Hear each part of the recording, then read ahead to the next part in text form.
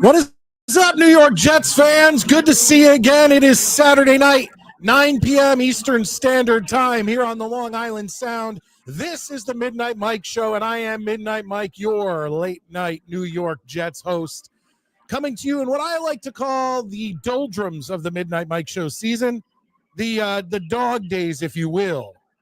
Fight, and let's hit that Jets chant. Jets, Jets, Jets. All right. Why do I call it the doldrums? Why do I call it the dog days? Well, it's that point in the season where the NFL decides to run games on Saturday nights right during my show. And this is always the time of year where my views just plummet. And that's okay, because here's what I find out from that. I find out who the real diehards are. I find out who are the people who are going to watch me, even though there is an outstanding playoff game going on right now. You're choosing to watch that game and also watch the Midnight Mike Show. Quick update on my sickness. I'm still sick. I don't know when this is going to go away, but I've talked to so many people, not only through this channel, but also at my, Clark Kent job and family, both in Connecticut and New Jersey, who have all kind of gone through the same thing where it's just like a week, 2 weeks of just ridiculous being sick. And every day I plan on that I have off. I sit there and I'm like, oh, today I'm really going to rest. I'm going to try to get ahead of this.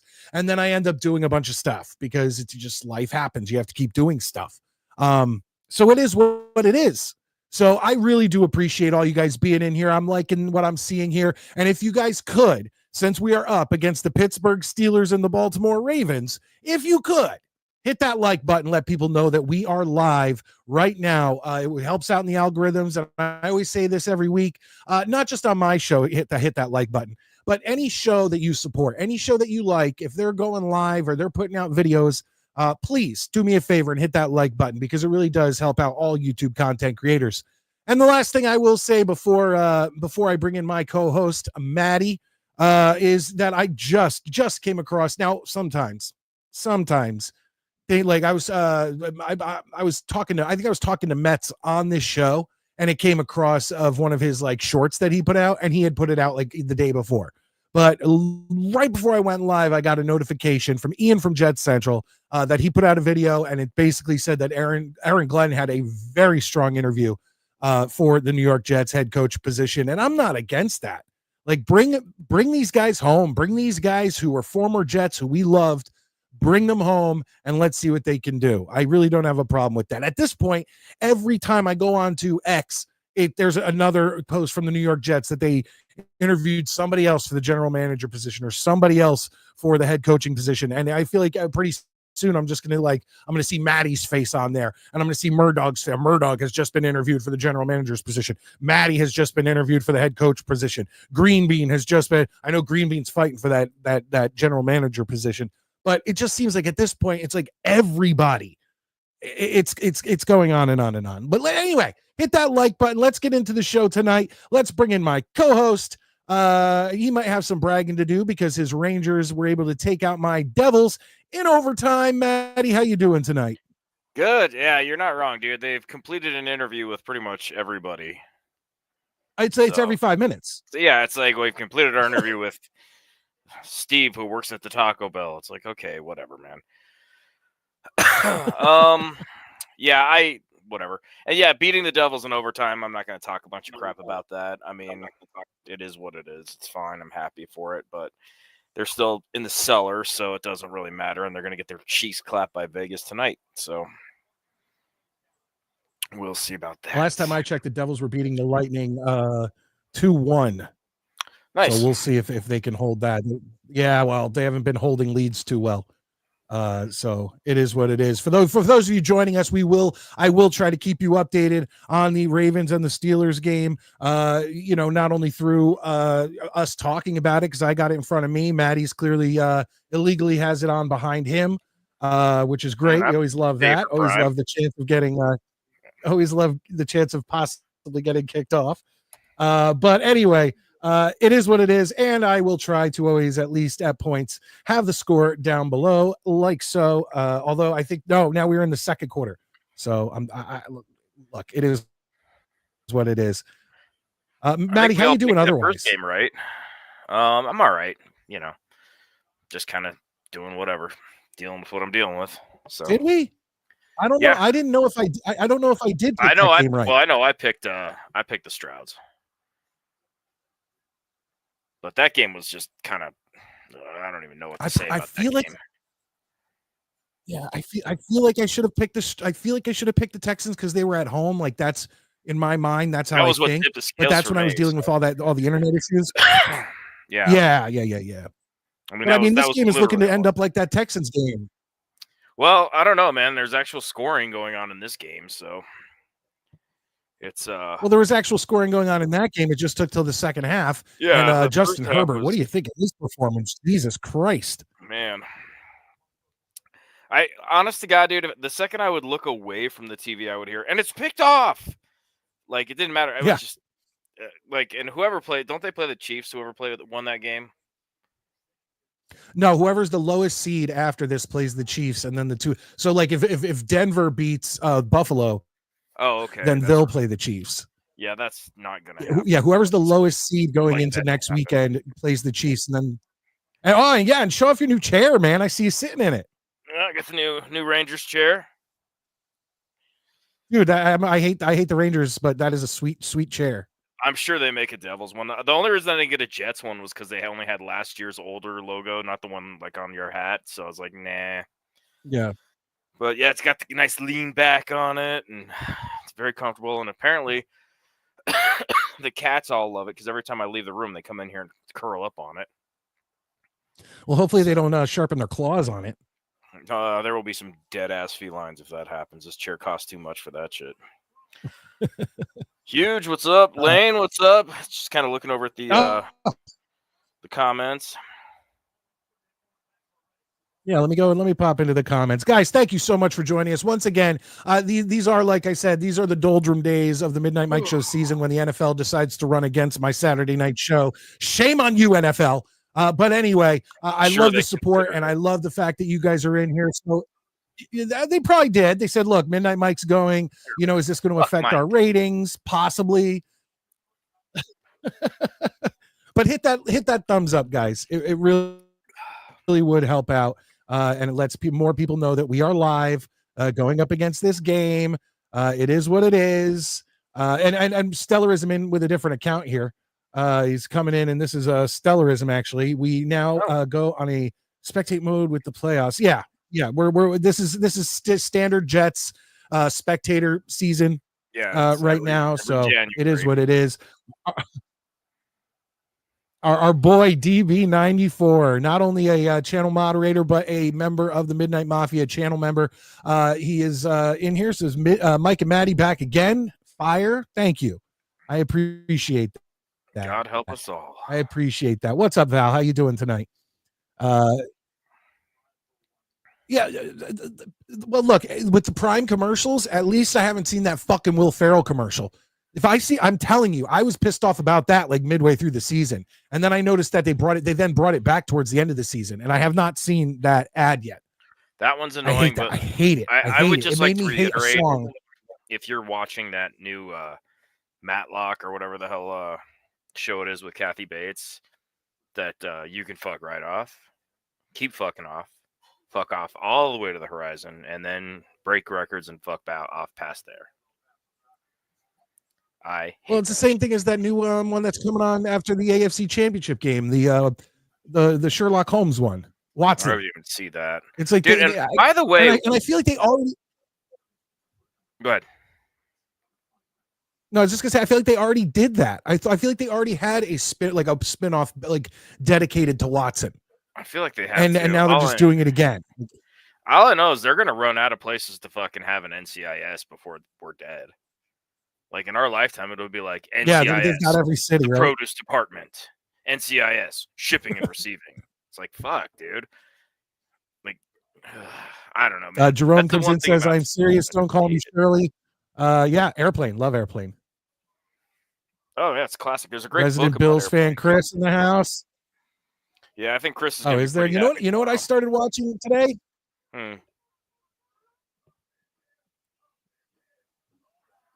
You freezing up? I didn't watch it when it was live, but I hear such good things about it. I started watching Twin Peaks.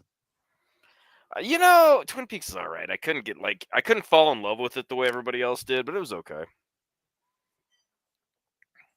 I stayed up late and watched. Yeah, look, I in the past. I thought, wait, were you the one who said you hated Forrest Gump? Yeah, my buddy was giving me shit, and he's like, "You gotta watch it again." And I was like, "Well, it has been 30 years since I've seen it. Nope, still sucks. Still gay." Oh, stop it! Stupid fucking movie. Sandlot is stupid too, and I'm not rewatching that. It's just that Jenny's such a useless bitch. That's the problem. The whole movie's fucking stupid.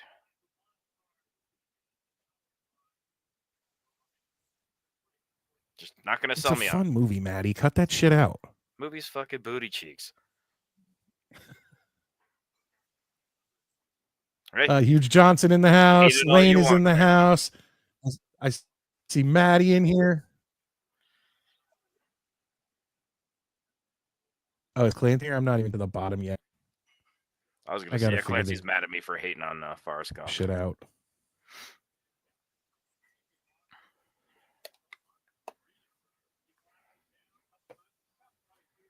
There you go. All right, guys. Tonight we are going to be, like I said, we're going to be doing our best to keep you informed on what's going on between the Steelers and the Ravens. Once again, they're not the Jets, so it's not like we're going to make that a main part of our programming.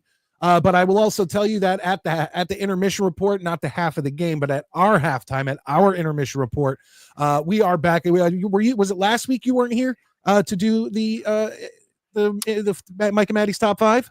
Yeah, where I did it with Murdog. Mm-hmm. Okay, well you're here tonight. We got you. Yeah. Yep. All right. So yeah, me and Maddie will be here. We need your top 5. That'll come at the intermission report.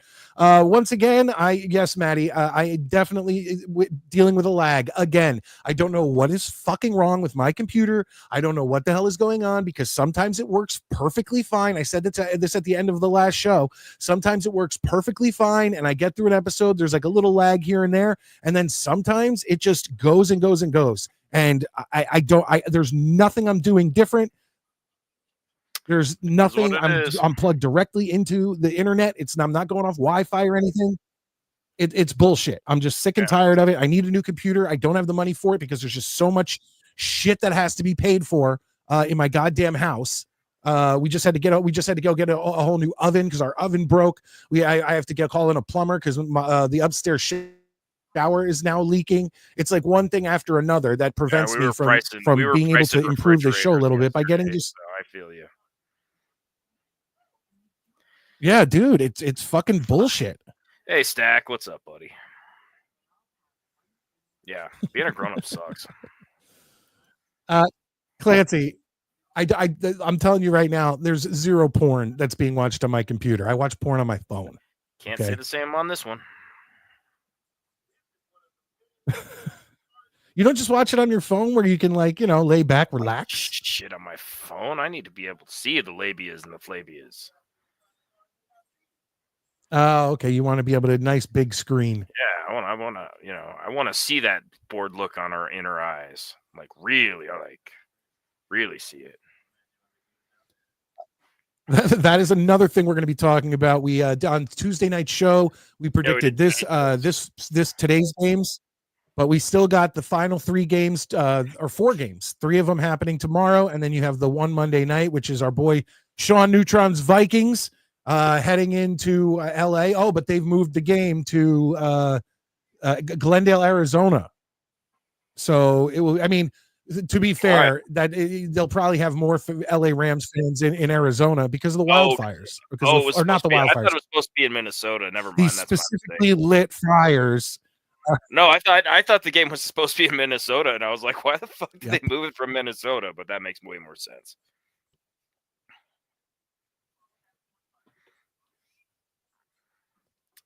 Nate watches his porn in virtual reality. Is that possible? Is that a thing? Can you watch porn with a virtual reality simulator? Probably. Like that just seems like so futuristic to me. I don't know. All right. Here's what we're gonna do.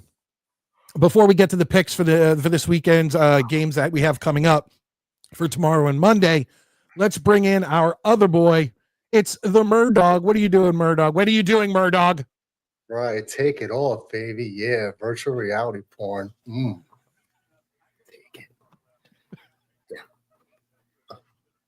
So, I heard Murdog. It's a twisted show. He's all, ugh. How you doing? Clean up aisle 3. What's up, girls? Just chilling. Hearing what Maddie said before. I'm happy. I'm happy because no, I was real quick. I was going to say I'm happy. Hold on. We got to give props. We did a stream the other night. I came in right around halftime. You were on the Jet stream. You did Notre Dame, Penn State. And I'll tell you right now, that was a very exciting ending to that game. I enjoyed spending that time with you, Murdog. I lost even more hair at that ending. It was terrible. I mean, it ended up good, but I mean, nerve-wracking. So, yeah, but we pulled it out, man. It's gonna be an uphill battle against Ohio State. Can't front, but I'm glad we're there.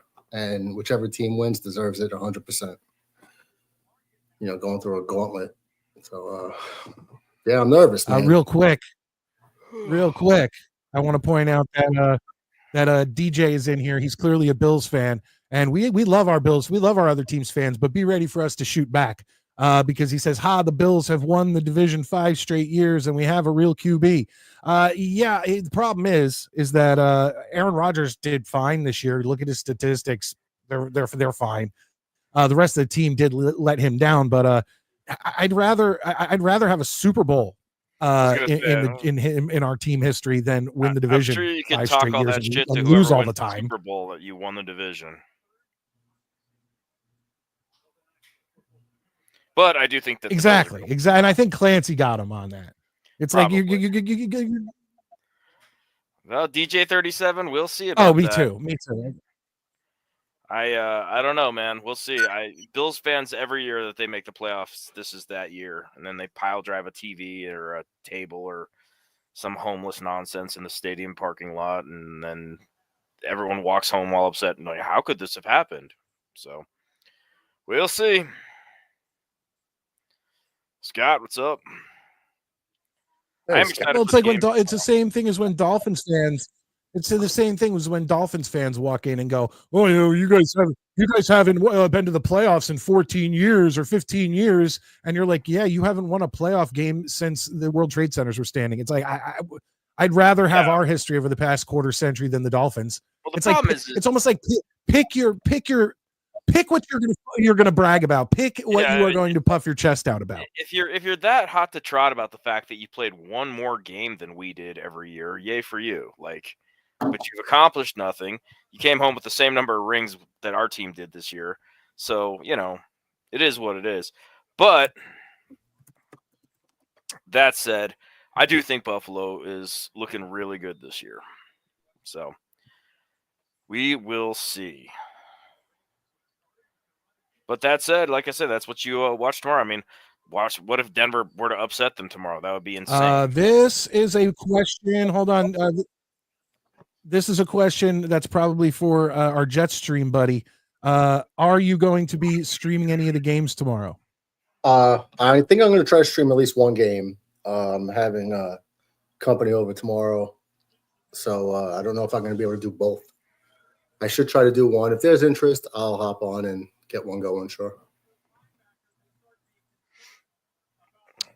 I will actually be up, and for the first time in many moons, Clancy. watching a Denver game. Yeah, I know you hate the Broncos. Well, have you softened at all on the Broncos, Maddie, since DB has become such a close member of the group?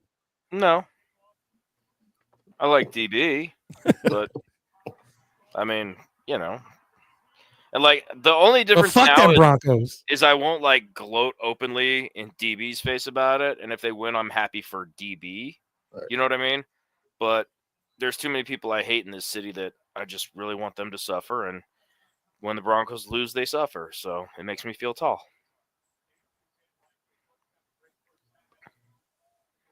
I do love the orange and blue. They're called the Nate Mets. hit it right on the head here. Hang the "We Want a Playoff Game" banners in the new stadium.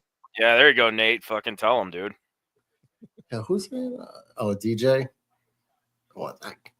He's cool. I like DJ though. He's funny. No. Yeah. There's your orange and blue right there, baby. But that said, I mean, let's just let everybody know if you're not watching live. The Ravens are The Ravens are second and goal, probably from about the 6. And it was about it looks like time. Okay, somebody called the timeout. There's 3 seconds left on the clock, and it looks like it looks like they can kick a field goal here and make it 17-0. So we will see. But once again, I'm very disappointed in this game. Like, once again, it's like you had a blowout in the first game, and now you're sitting here with what's looking like it could easily turn into a huge blowout in this Baltimore game. Yeah, it'll be interesting. But I will take a moment to say I'm impressed with what Denver did this year. They really handled business. They played very well, way better than anyone expected. So I have to say, I tip my cap to them. They, they were expected to finish, where we had finished pretty much. And here they are in the playoffs. So as much as I loathe it, I got to give credit where credit's due. And Denver, they handled their shit this year.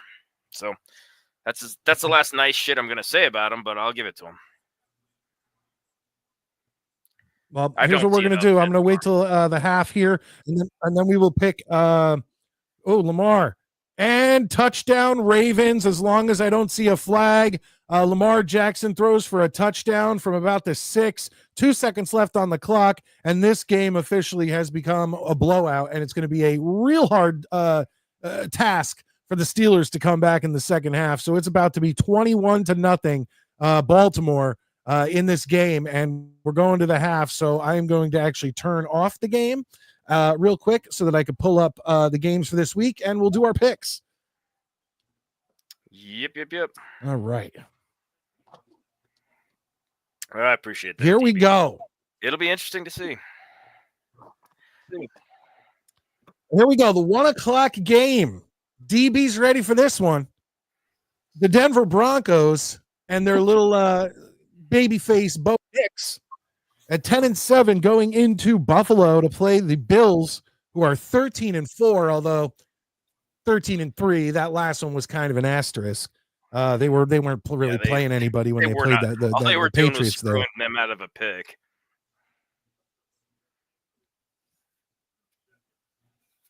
Oh, absolutely. I feel like that was part of the plan.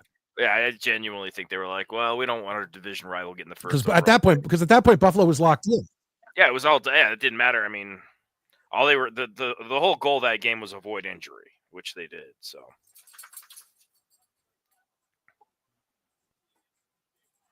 Here we go. Murdoch, who do you got? Denver and Buffalo in Buffalo. Is it a weather game at all? Snow? Nothing? I haven't heard anything. I feel like it's always a weather game in Buffalo. It's always cold in Buffalo, but it's Denver plays in a cold city too. So even so, I wouldn't say that's a factor. Denver's always like prime for a first round upset. I've seen them do that multiple times, but I just don't think they have enough to stop Josh Allen.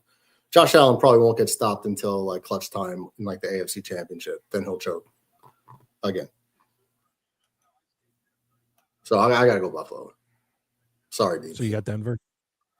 You're sure? No. I'm hoping somebody goes Denver. Maddie, Hey, who do you got? I got Buffalo. I mean, it's again, it's the same thing. It's that team is just they're stacked, and it's gonna take a lot more than what Denver has right now to take them out. I mean, Denver's played great. They had some great games this season, and they should definitely, if they lose tomorrow, they should definitely not hang their heads and be bummed out about it. And if they win, then they got some serious bragging rights. But that said, I would, if I were putting any money on it, it would be on Buffalo. And I would say, DB, I hate to tell you this, DB, but you're going to be 0 for 3 on this show, and I know you were expecting it. I'm sure all of us, well, maybe not Maddie, but at least Murdoch and myself will be rooting for the Broncos. Obviously, we don't want the Bills to win, but the Bills just have a.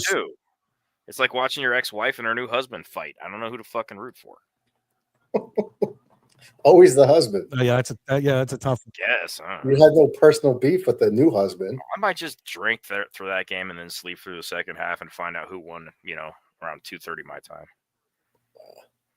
You got to give the Buffalo Bills credit, though. I mean, they put up points. I feel like the game will be decided by them. No, I mean, like I say, here's the thing. Buffalo's put together a very good team, and they absolutely deserve to be where they are. Denver has played out of their minds, and they deserve to be where they are. I genuinely think it's going to be a pretty good game for, I'm guessing, the first half, but I think that eventually, probably about midway through the third, the floodgates are going to open, and it's going to be all she said. Yeah, I look, it is what it is. I don't want the Buffalo Bills to win, but they just seem to be the stronger team. So you got to go Buffalo Bills in that early game. And once again, I might even say go before Murdoch. I think they could possibly blow it in the divisional round. So I could picture them losing next round to, the Ravens or, someone else could potentially come in and beat the Bills. But they could. Yeah, same thing could happen in the AFC Championship game, but they're a strong team. It is what it is. Guys, I know you guys have been hitting that like button. I'm seeing the numbers go up, especially when we're running up against the NFL, and I'm assuming it's because it's halftime. So if you could do me the favor while you're in here at the half, hit that like button, hit the thumbs up just to help us out. And then, of course, when halftime is over, go back to watching your game, although we're doing our best to keep up with the score and let people know what's going on this channel. All right, but I know all the big timers are going right now. And he has said 27-24 Broncos. Knack. I don't know him. Welcome in. But if that's the score, believe me, I personally will shout you out on Tuesday night. You got to give Buffalo credit. Maddie, I feel like we should shout out anybody who has the balls to go out and pick the Broncos over the Bills. I mean, it is what it is. The Broncos aren't the team the Bills are. But, and it's, right. Anything can happen any Sunday, obviously. So it'll be interesting. I'm definitely looking forward to watching the game. Let's go to the 4:00 game.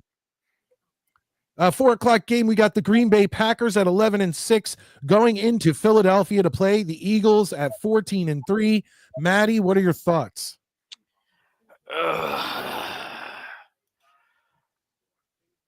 I hate this game for picking. You know what I mean? Like, I got to pick the Eagles, but I really want the Packers to win. Not only because my father-in-law is a Packers fan, but I hate everything Philly, but I feel like the Eagles have this one. They're at home. They're a good football club.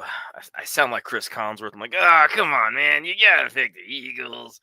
But it pains me to do it, but I have to pick the Eagles just because I got to be honest. I see the Eagles as just being a juggernaut right now. Yeah. And I don't even like football. Well, I will go second. Maddie, and I will, you know what? It would make sense with how bad the team did and the just the karma and the everything that surrounds the New York Jets for the Packers to go in there and win while Aaron Rodgers is sitting on his couch. So I'm gonna call for the upset here. I'm going Green Bay Packers, and I'll even give you a score. Green Bay Packers 24-20. There you go. Wow. All right. Murdoch, who do you got? In the infamous words of Brother Infrared, lay off the fentanyl, bruh. There's no way even if they're losing to the Packers. Christian Watson's out for the year. Jalen Hurts is coming back. Home for the Eagles. This should be a blowout. It should be. They can't keep up with the Eagles' offense. Yeah. Just can't. We'll see. There's got to be one crazy upset.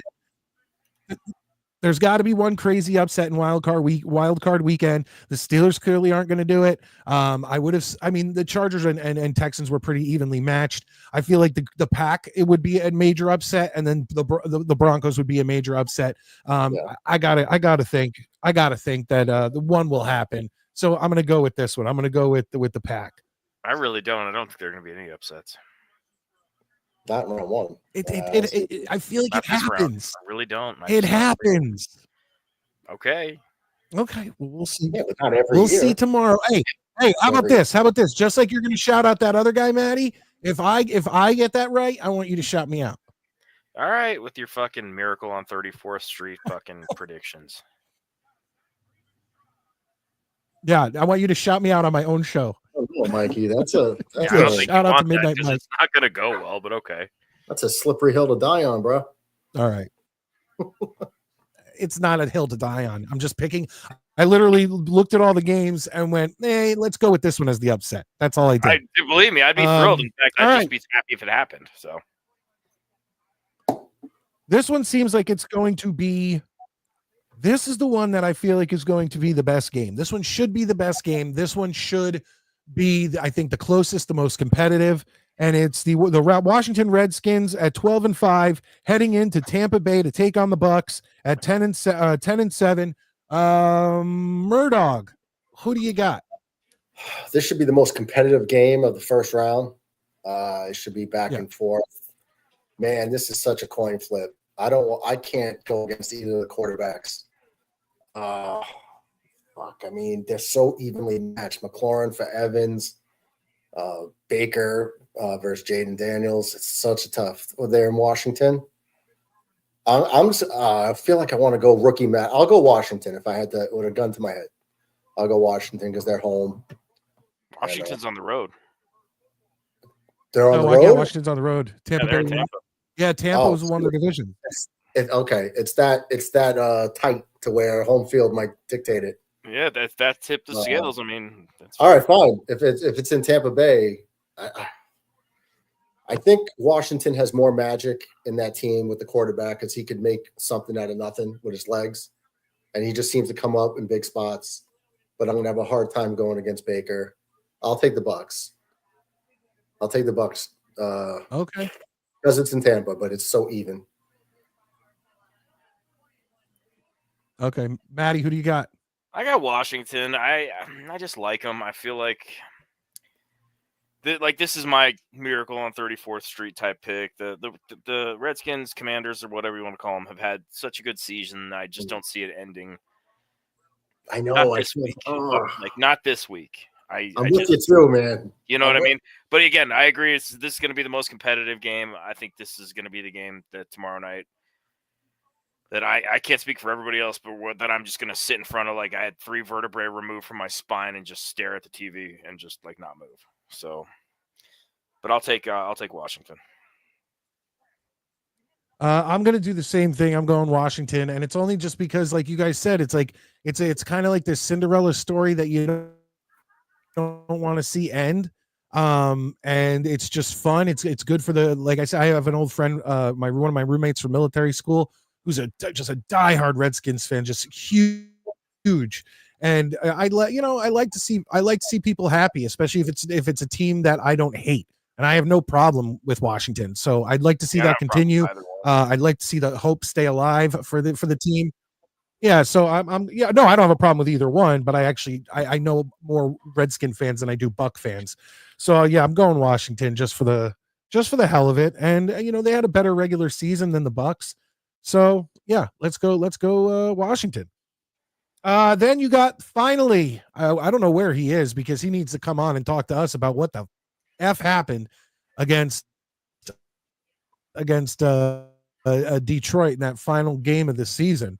But then you got Sean O'Brien, Sean Neutron, Minnesota Vikings traveling into LA to play the Rams, which once again, this game is happening in Arizona, which means there will be just as many Rams fans there as if they would have played in LA to begin with.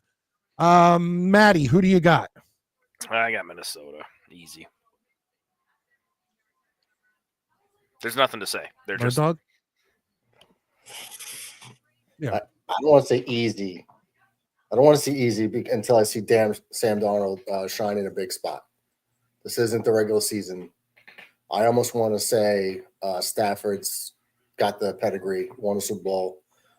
If Kupp and the Puka Nacua are playing and Kyron Williams, that will be my upset. Will be the Rams firing on all cylinders offensively, and Sam Darnold choking, seeing ghosts out there when it matters most. That'll be my upset of the week. I hope that doesn't happen, Murdog. I really do. I don't have a dog in the fight, you know. So on sake.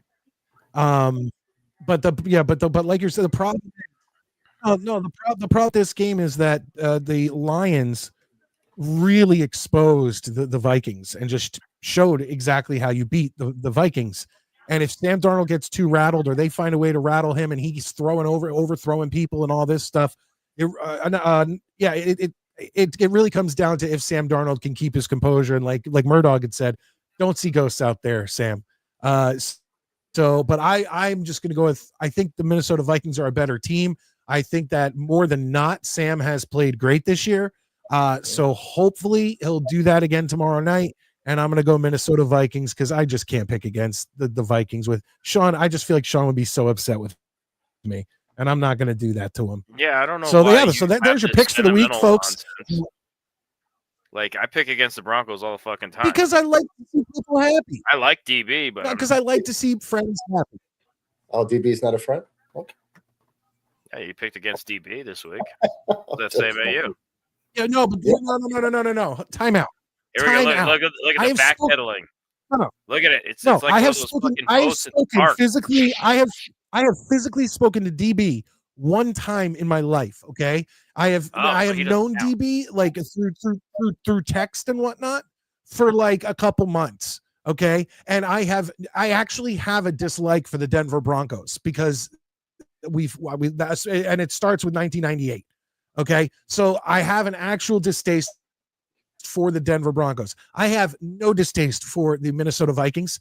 I have nothing against them, and I've known Sean for probably 7 years. So I don't want to see him upset. I want to see the Vikings win. Just saying. There's clearly a hierarchy around. I'm just saying. You're not saying anything. I've said many things, and it clearly rattled you.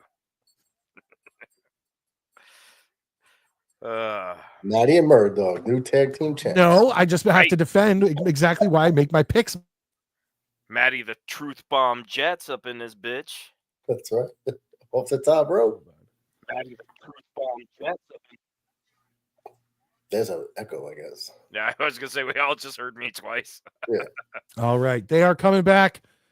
This game looks like shit now. They're coming back from the half 21-0. It's like I don't even want to keep like looking at my screen. It's just so shitty for a playoff game. Side note, yeah, for anybody 164, 308 total yards.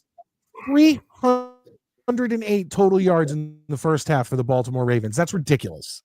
Like the Steelers, like once again, like guys like Ocho and whatnot, like there's that he's a Steelers fan.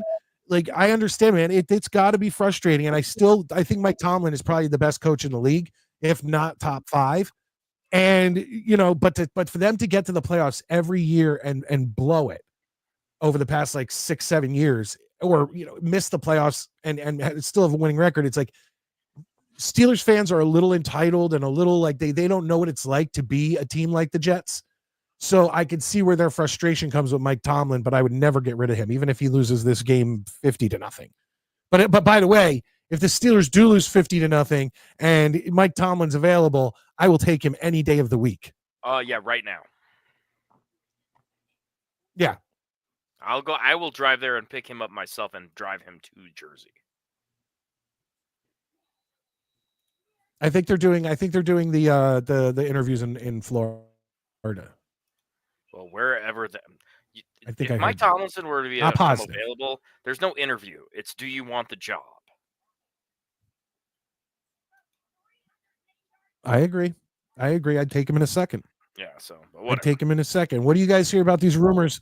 What do you guys think or hear about these rumors that Aaron Glenn had a very, very strong interview for the head coaching position? It's nice, but I mean, who cares? Yeah, I mean, I loved Aaron Glenn. As a Jets fan, do you care? Would you be happy with Aaron Glenn, Maddie? I would, but you asked me not about whether I want Aaron Glenn but what do I think about the rumors of him having? I don't give a shit what they say about strong interview, weak interview. This is the same fucking team that hired Adam Gase. So until you know what I mean, it's just great, strong interview. It won't matter until they make that was partially because yeah, but Maddie, that was partially because of your boy Peyton Manning. And I still want him to die. But until they hire somebody, I really can't, I just whatever. Like I'll pay attention, but hire some people and then I will start forming opinions. Let me ask Murdoch. We were talking about this earlier before you got on. It's like every time I sign on to X, I see another thing from the fucking Jets Twitter about another person that they've interviewed for the head coach or GM position. Yeah. And it's to the point where I don't even recognize some of these names. What are you thinking here? Because it's to me, it's just getting ridiculous. There was some guy I saw. I was like, who? It was like a random college dude. Yeah. Know his name, like McClonsky or something. I was like, what? Orlonsky? I was like, who is that? I see like the Western Kentucky, athletic trainer. I didn't know who the hell he was, but we're gonna start hiring hockey players. I didn't get it. They'll be like Pat Verbeek is leaving the Anaheim Ducks to coach the Jets. I can understand why. But if we're talking about Aaron Glenn, I mean, I brought his name up when Allen was right. We got to give Allen his flowers because he said Ben Johnson. There's no way Ben Johnson has any interest in the Jets, and he was correct. Well, everybody knew that. And when we said I knew that too. Not to badmouth Allen, but that's a pretty fucking easy call. No, but before any feelers nobody went out there, thought Ben Johnson was coming to the Jets. All right, but he said, Murdoch. I think you're wrong here. I'm sorry, you're wrong. I will give Allen credit if he Allen has a lot of great show. That was an easy layup. But I have been saying from the beginning that Vrabel and Ben Johnson and all them, I was the one saying we're going to end up with Rex Ryan because none of these guys want to come to the fucking Jets. And it has never changed what I've said. Okay. And I do think we are going to end up with a Rex Ryan or an Aaron Glenn or someone like that. We are not getting a top coaching candidate. Okay. Time out. Because you got to have this in the correct context. Allen said this like a long time ago, right? Before any names popped out, and we were like, Ben Johnson, the hottest name for the last 2 cycles. And before the season was even over, Allen said he's zero interest from that guy. Everybody has taken interviews with the Jets. He wouldn't even give an interview. That's how uninterested he was. That's why I'm saying Allen was right. The guy didn't even give a bullshit interview. Like, yeah, I'll come in, talk to me. He was like, don't even call. That's where I'm giving Allen his flowers because the guy turned down the interview. Okay. Or the Jets. He related to where the Jets didn't even offer it, right, to not be embarrassed. But to go to Aaron Glenn, I've been saying I want an offensive guy this time. We just go defense, and we need an offensive guy. I agree. This time. But if it is Aaron Glenn, I'm not mad about it because I think he would be one of the better candidates to help us keep our young core who are frustrated to no end with the losing since they got here. So as far as retaining the young kids that we need moving forward, Aaron Glenn he's like a Salah in a way of like a player's coach, but I think he'd have a deeper connection and bond with them and he's a former first-round pick. He's a former Jet. And I liked him when he was a Jet. I liked the man. I liked the player. Let him come home. I'm totally okay with Aaron Glenn being the coach. If not him, I'm looking offense. One thing we found out between Tuesday night's show and today was that of these games that we will be playing next season, one of our home games will be in London, which pisses me the fuck off more than anything else on the planet. I don't mind playing over in London or playing an international game if I'm the visiting team. But as a home team, Maddie, I'm sorry that this and the Jets posted it like fans were going to be like, hell yeah, man, awesome. And it's like that, dude, you are embarrassing yourselves. Don't even post it or just make a ticket quick holders post that are says, probably happy. It's one less ticket they got to buy. But I don't think it changes. I don't think it changes the overall ticket prices. I think you pay a set amount. I think. No, you pay for. I think they're going to end up losing a game.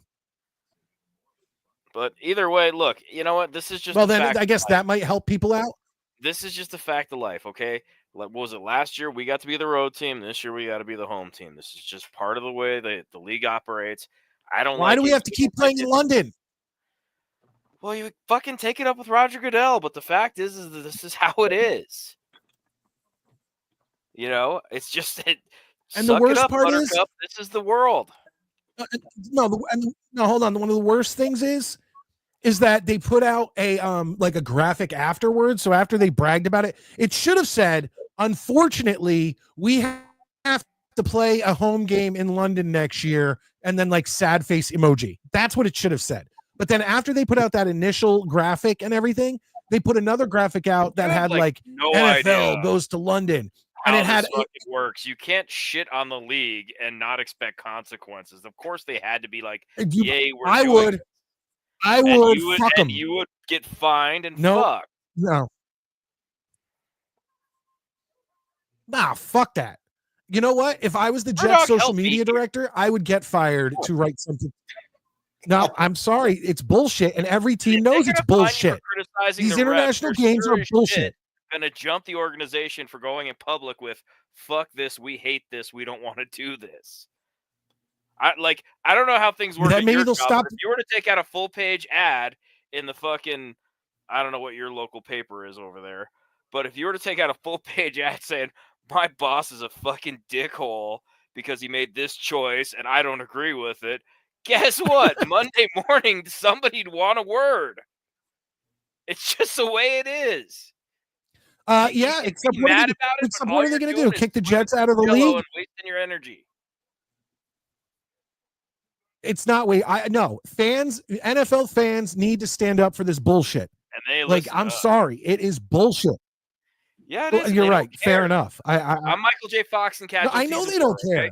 I told them, and they don't care. That's us. They don't give a shit. This is what's gonna happen. Don't get so mad about it. Just live with it and look at the positive. Well, no, I have one more thing. I have one more thing for the next week.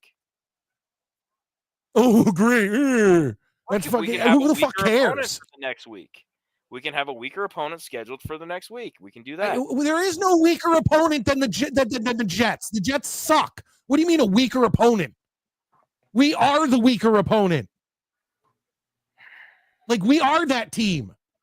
We're the team that people go, oh, after we go to London or after we go to Brazil or after we go to Germany, oh, I want to play the Jets because then we'll just steamroll them, no problem. I don't think that's actually happening again. But the fact is that that's the one. Well, regardless of this is a fact of life. It's as simple as that. We can bitch about it, or rather, you can. Well, but no, hold on. I don't care anymore. It's life. No, you didn't let me. No, Maddie, you didn't let me bring up. You didn't let me bring up the second graphic that they put out, and I don't know if the Jets put this out. I think the NFL put this out, and it's a graphic of the three teams. Like, it has Sauce Gardner with like a British flag as a cape, and it has Trevor Lawrence, and then it has someone else. Oh, was it Deshaun Watson? So basically the three teams that are the home teams in London next year are the Jets, the Browns, and the Jaguars. Okay.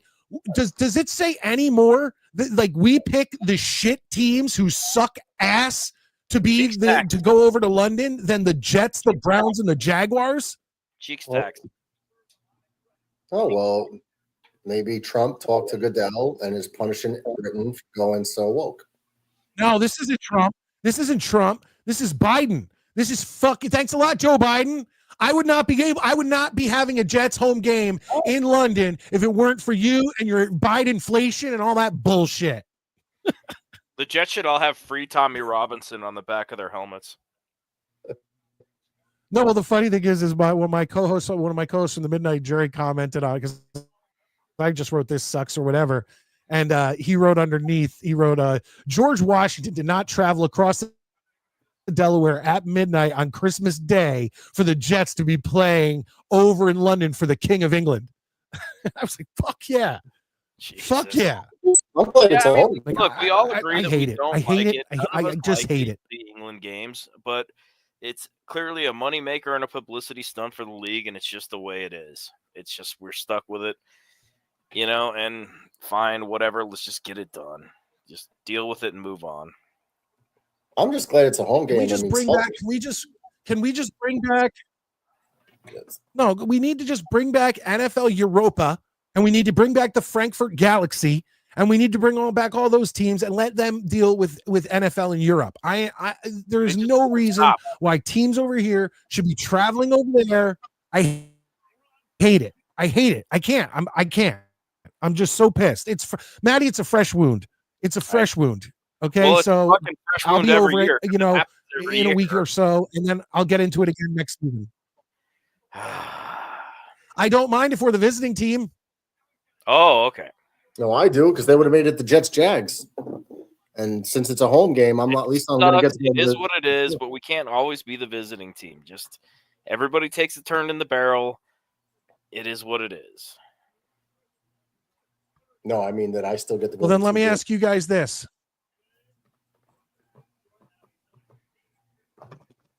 Okay. No, I know you're going to get to go to the Jaguars and the Bucks. But here, let me ask you guys this: of those teams, right, that you're seeing under the home, which one are we playing in London, Murdog? Panthers. I was going to say the same thing. I say Falcons. Yeah, it could be the Falcons, but the worst matchup I have would be the Jets Panthers. Actually, and the Jets should win. Hold on. Sometimes they keep teams over there. Yes. They've done that before. So maybe it could be the Browns. Well, we have a home game. Yeah. But if the Browns, that means the Browns will be playing 2 games there. That means the NFL really doesn't like them. No, that's what I'm saying. Sometimes, like last year, they kept the Jaguars over in London for 2 straight weeks. That's why I was scared of. The Jets would be playing Jacksonville over there. Oh, that could happen too. Yeah, but we're having one game and it's a home game, so it can't be that because we're away at Jacksonville. Correct. But what I'm saying is they've sent Jacksonville over there. Jacksonville plays their home game. Then Jacksonville stays over there and is the visiting team against the Jets. No. On the schedule, it says Jacksonville is an away game. Oh, wait. Yes. So Jacksonville goes over there, plays their home game, stays till the next week. The Jets come and the Jets play the Jaguars. Jaguars are the away team. So simple math. If the Jets play one game in London and it's a home game, it cannot be against Jacksonville because they are away at Jacksonville. One game in London for the Jets and it's home. So erase everybody on the away side of the schedule. So it has to be the left side of that graph. Okay, you're right. You're right. So it could be the Browns. Could be the Browns, Atlanta, so they could do Carolina. They're not going to put the Jets. I'm just saying. Do they put divisional? No. It won't be. No.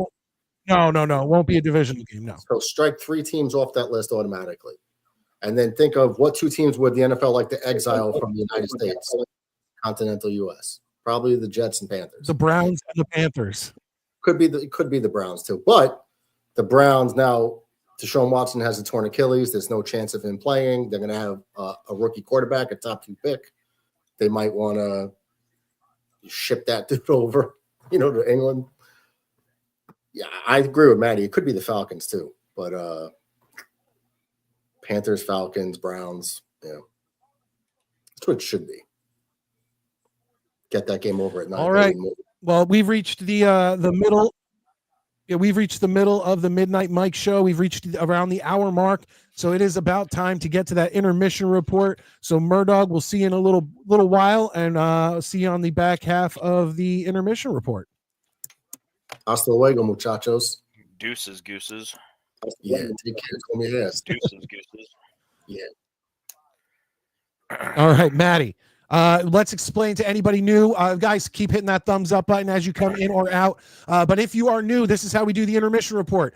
We go to it, and then in that intermission report, of course, we have Mike and Maddie's top 5. Mike and Maddie's top 5, where you guys in the comments section come up with the generic top 5 that you want me and Maddie to come up with. Okay, it can be anything. We've done football jerseys during Christmas. We did Christmas movies. We've done movie theater snacks. We've done just generic top 5s that we could do. You guys start putting them in the comments section, and then me and Maddie will come up with our top 5. And once we officially establish what that top 5 is, you guys can start putting your top 5 in the comments, and then we'll obviously bring those in and talk about those. And that all comes right about now during the intermission report here on the Midnight Mike Show. Let's all go to the lobby. Let's all go to the lobby. Let's all go to the lobby to get ourselves a treat. Delicious things to eat. The popcorn can't be beat.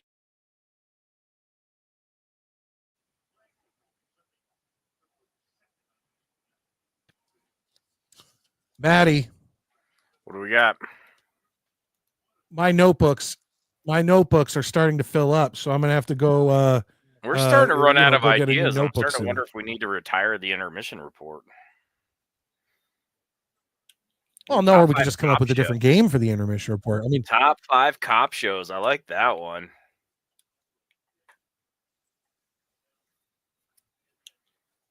let's see.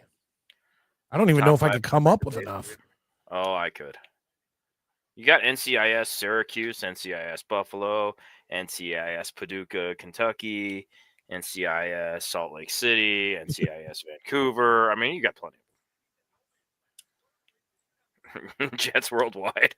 Oh, Top 5 and that's shades our of boy yellow. Abe. Abe, I haven't seen you in a while. Yeah, I kind of like that one. I can't name 5 Girl Scout cookies. There's like 3 that come to mind.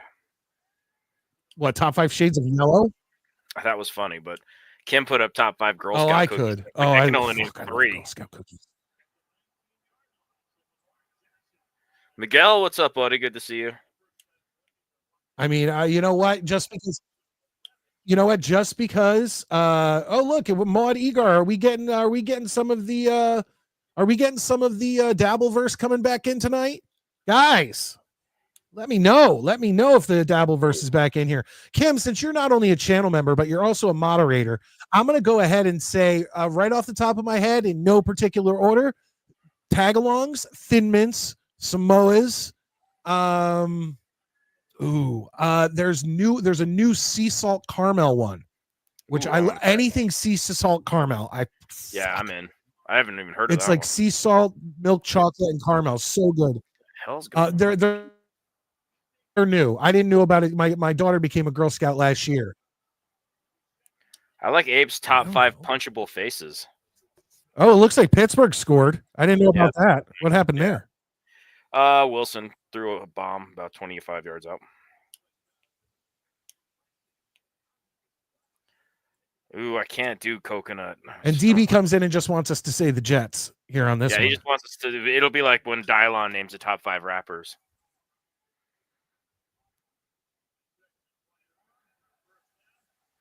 I say cop shows are punchable faces, and I kind of like punchable faces. Oh, yeah, DB. I completely forgot. They have the s'mores ones too now.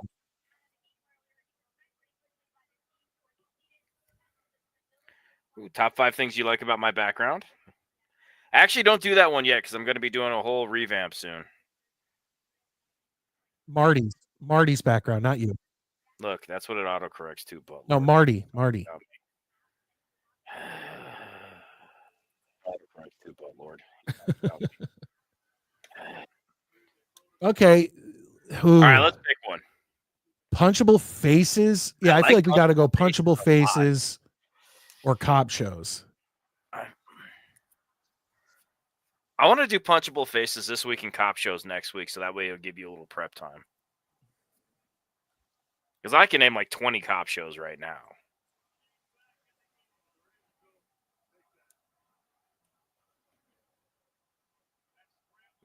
There's only for one me, reason it's going to be. Is that I have no. For me, it's going to be tough to come up with. There's so many people I'd love to punch in the face. Oh, I'm already doing it. All right, that's it, man. That's what we're going to do. So Abe came in with it. Abe says top 5 punchable faces. Folks, start coming up with them. Okay, there's one.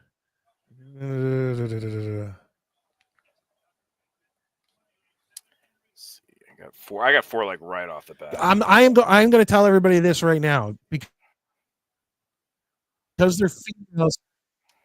I have 3 right off the bat, but I have 2 others that are because I don't want to punch a woman in the face necessarily, but we've talked about them before about how hateable they are, and it's Jenny Gump and Rose from Titanic. These have to be real people, not fucking characters. A little bit, yeah.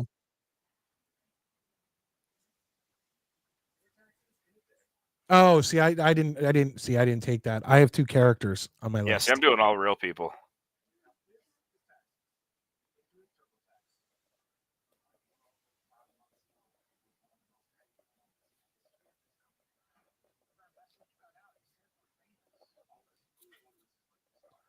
Oh, what's that guy's name? Hold on. What is his? Oh, I'm having a hard time coming up with the names of people. Fuck. What is his name?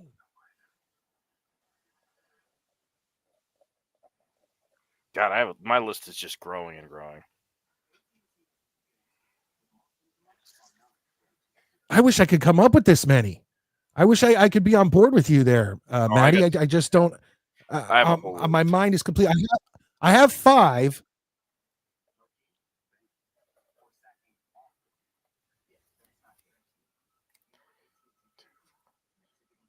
I got 7, and I'm going to stop there.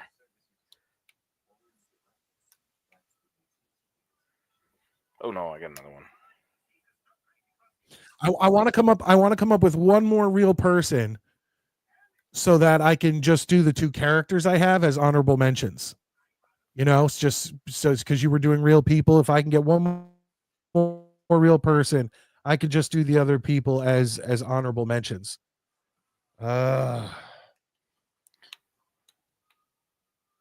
The problem with this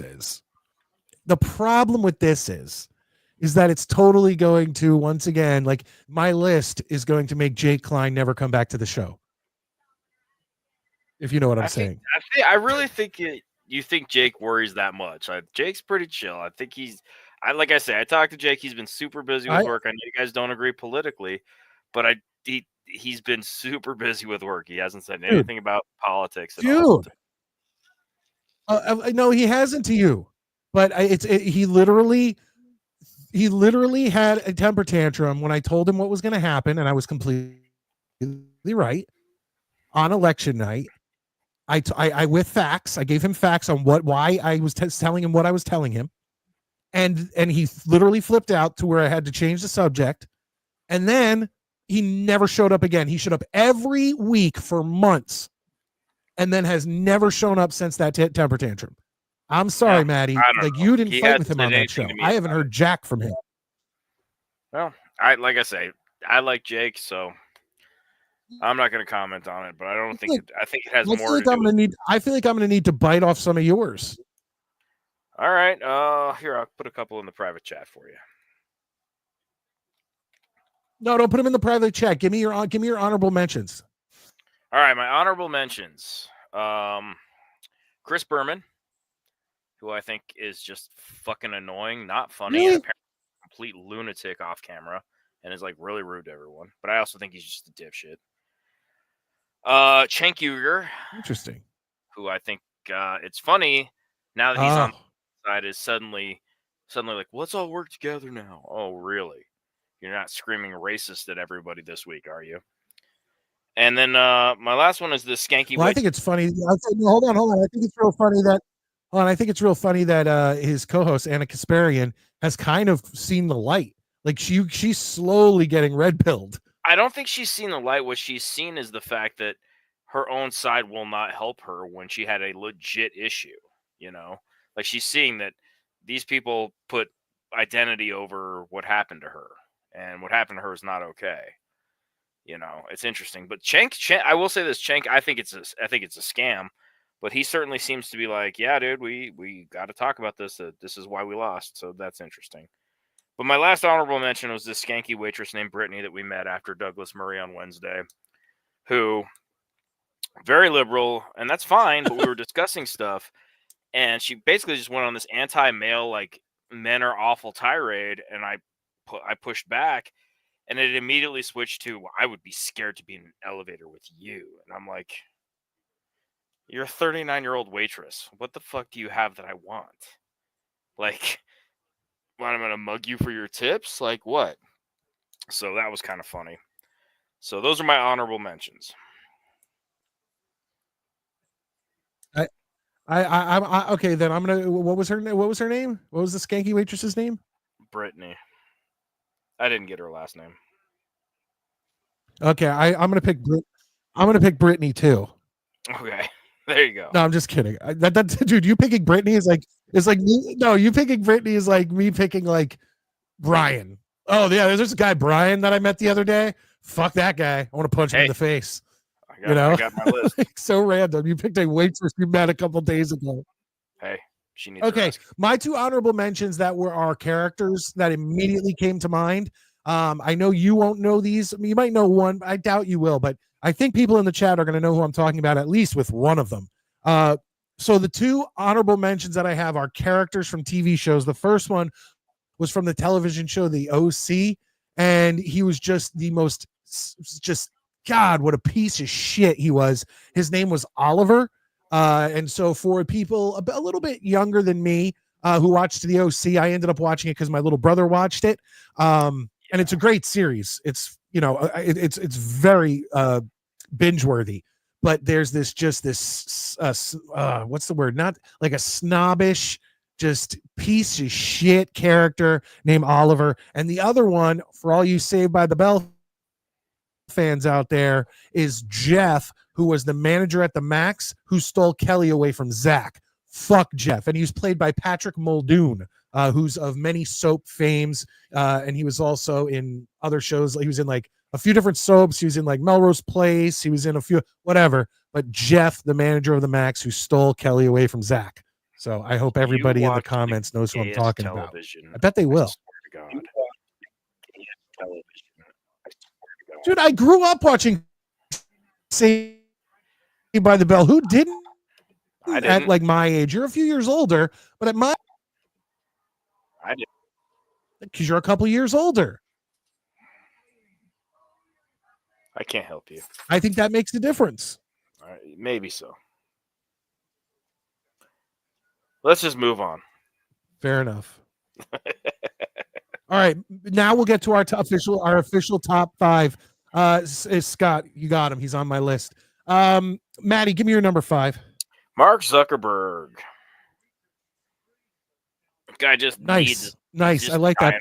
And this nonsense about how suddenly he's Captain Free Speech after basically rigging. I mean, in my opinion, and he claims the government came at him with it. I don't know, but the way he used Facebook to just basically, you know, censor opinions that weren't liked and everything else, and now he's like, oh well, now I'm a good guy. It's like, no, this is not pro wrestling, and you're not suddenly a good guy. I'm not into it. I don't buy it, and I think he's a scumbag. I like that Clancy had Allen on his list. Guys, we're a team here. We are a team of Jets fans. Allen's great. I love Allen. Let's not like want to punch each other in the face. Yeah, like oh, that's funny. Okay, my number 5. You know what? Since I already kind of gave it away, Scott mentioned it. Alan mentioned it. A few people mentioned it, and just seeing him on there, just making excuses as to why these fires that started. You know, like they not that they were preventable, but there were many things that him and the government and of the state of California could have done to prevent these things, and he didn't. He'd rather send money. He'd rather give money to homeless. He'd the immigrants. He'd rather send money over to Ukraine. He'd rather do all that than clear up the brush, collect the correct water, make sure the fire departments are fully stocked and what they have. Gavin Newsom, fuck that guy, yo. He looks like a villain in any movie. He just looks, and he could be also a vampire. He kind of looks like a vampire. Okay. My number 4, Peyton Manning. Fuck you, chicken farm.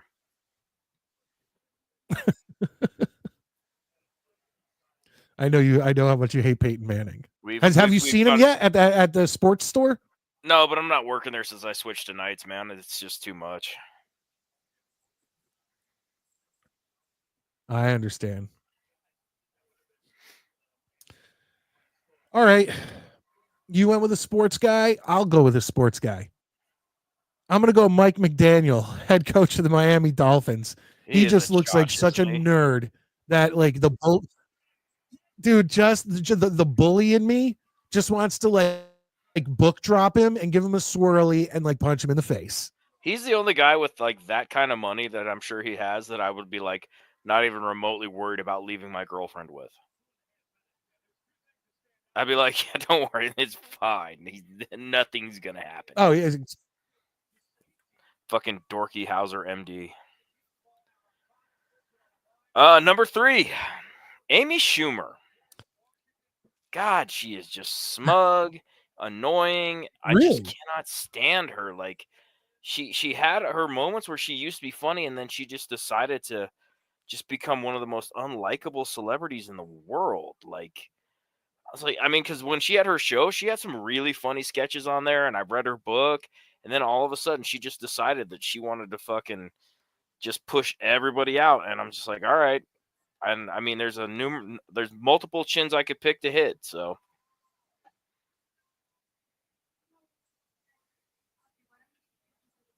real quick, I want to before I get to my number 3, Johnny Boy came in with one, and he says number 1, Chris Collinsworth. He's hilarious. Have you ever seen the clips that people have put together of all the gay shit he says like during a broadcast, and they have like women like reacting to it? No, gotta watch that. That sounds hilarious.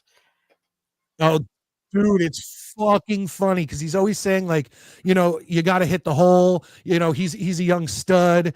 All these things that are just so gay, and you kind of realize it when you're watching the game, but when it's clipped together, it's like my wife sent me one, and I was like, yeah, that's Chris Collinsworth. That's exactly. See, I kind of like Collinsworth. Number 2, and the reason I do is Bronco fans will blame their losses on the fact that Chris Collinsworth is calling their game.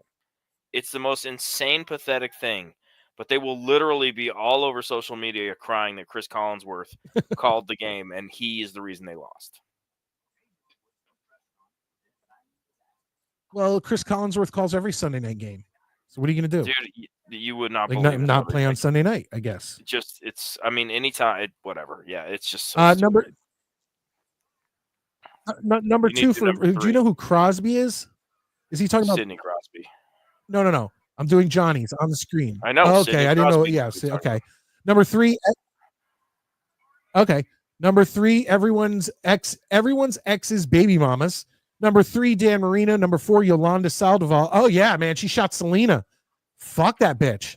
You don't think I didn't know that? I know that shit. You don't fuck with Selena. Number 5. Reggie Miller. Good list. Good list, buddy. Here's the thing. I will say this. Reggie 2, Miller, when he was playing, yes. Reggie Miller now, I really like him.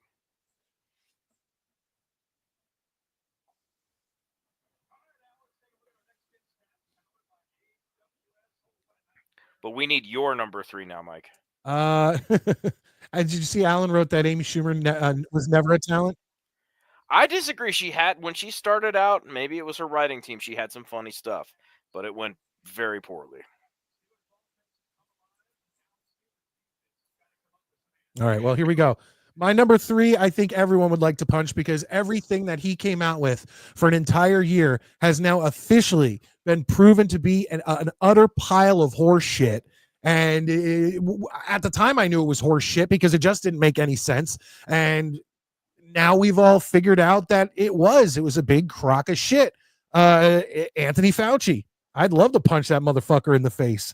I think he's the reason that my kids get sick more often right now, because they spend an entire year in early stages of their life being basically quarantined and not getting the exposure to germs and disease and whatever that your immune system needs. But I mean, if the mask thing was complete horseshit, everyone knew it. I mean, everyone I knew it. And it absolutely made no sense. Like and then you can get it on your way to your table at a restaurant, but once you sit down, you can't get it, so you can take your mask off. But then if you get up to go to the bathroom, you need to have it on, because then you could get it again. Like, well, they were just making shit up, and half of the fucking country bought into it. Like, and that just goes to show you, man. I think that whole thing was a test. I think it was a test to see how much control they actually had over the United States citizens, and half the country told them to go fuck themselves. So I think they realized they had a little bit of a problem there. But Anthony Fauci's my number 3. Maddie, who's your number 2? Rachel Ziegler. I just feel like, you know what? Way to take Snow White and turn it into such a controversial thing that kids can't even enjoy now. Granted, Disney screwed it up too, but she made it so unlikable. And just everything out of her mouth makes me just want to throw her down a damn well. Like, you're just like, just everything. She's just, ugh. Yep. She's just such a terrible person.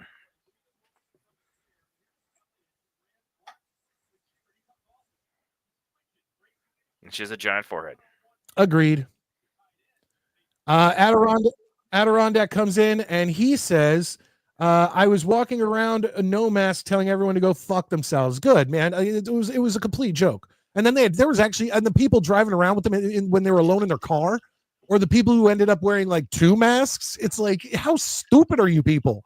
But anyway, Adirondack, I want to point out that I don't know if you saw on Tuesday night, I put up your gifted Midnight Mike Show membership on the show because it came in at the very end of the show, but I made sure to screenshot it and put it up and give you credit. So I appreciate that a lot, Adirondack. 1428. All right, my number 2.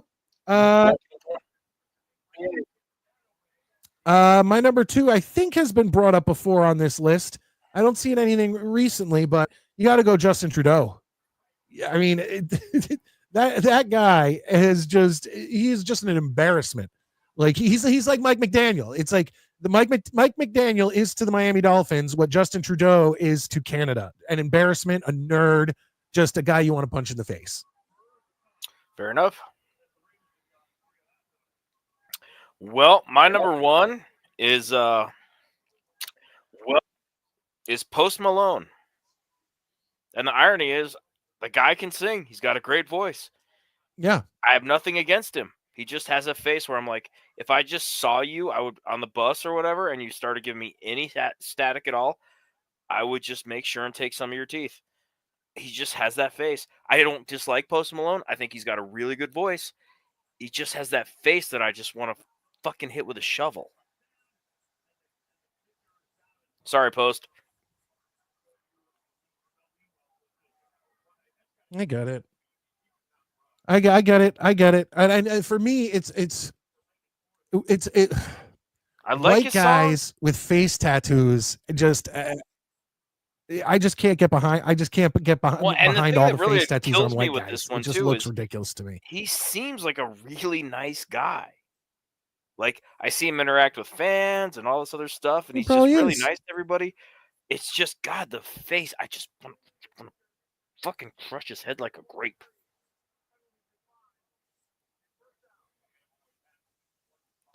I should switch to decaf. All right, here we go. My number 1, Maddie. Chances are, actually, it's good. Chances are he could kick the living shit out of me, but I'd love to take a swing at crybaby little bitch LeBron James. That's it. Good one. I'd take the shot. Give him a nice little chin music there, and then and then he could beat the shit out of me. I'd be fine with it.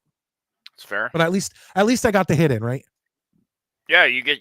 I mean, just no matter what. All right, walk ladies and gentlemen, that was. Go ahead. There you go. Ladies and gentlemen, that's what we do during the intermission report. And that was Mike and Maddie's to the top 5. All right. We're going to pull out of this intermission report. And when we get back, we'll take some of your calls. We'll find out Murdog's top 5 punchable faces and all that stuff. We'll have fun and we'll be right back. Let's all go to the lobby. Let's all go to the lobby. Let's all go to the lobby to get ourselves a treat. Delicious things to eat. The popcorn can't be beat.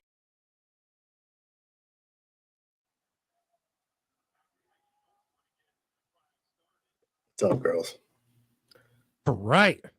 The game's getting more interesting there, Maddie. You are right. 28-14. It's a 2-score game. Yeah, maybe Pittsburgh can make a run at it, but I mean, and I'm surprised it's even this. Yeah.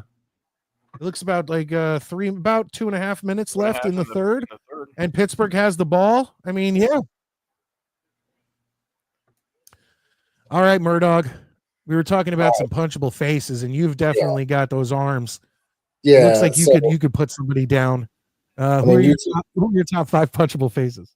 I got like a top 14. Once I started writing, I just couldn't stop. Go give them. Where I was. Give them all to us. Give them all to us. And this is almost in no particular order, but I think I do have a number 1. But it's so close, man. They're all fucking right there. All right. It's all right. Content creators. Because I kept content creators out of it. What was I going to say? I mean, it's a mix of sports, entertainment, politics.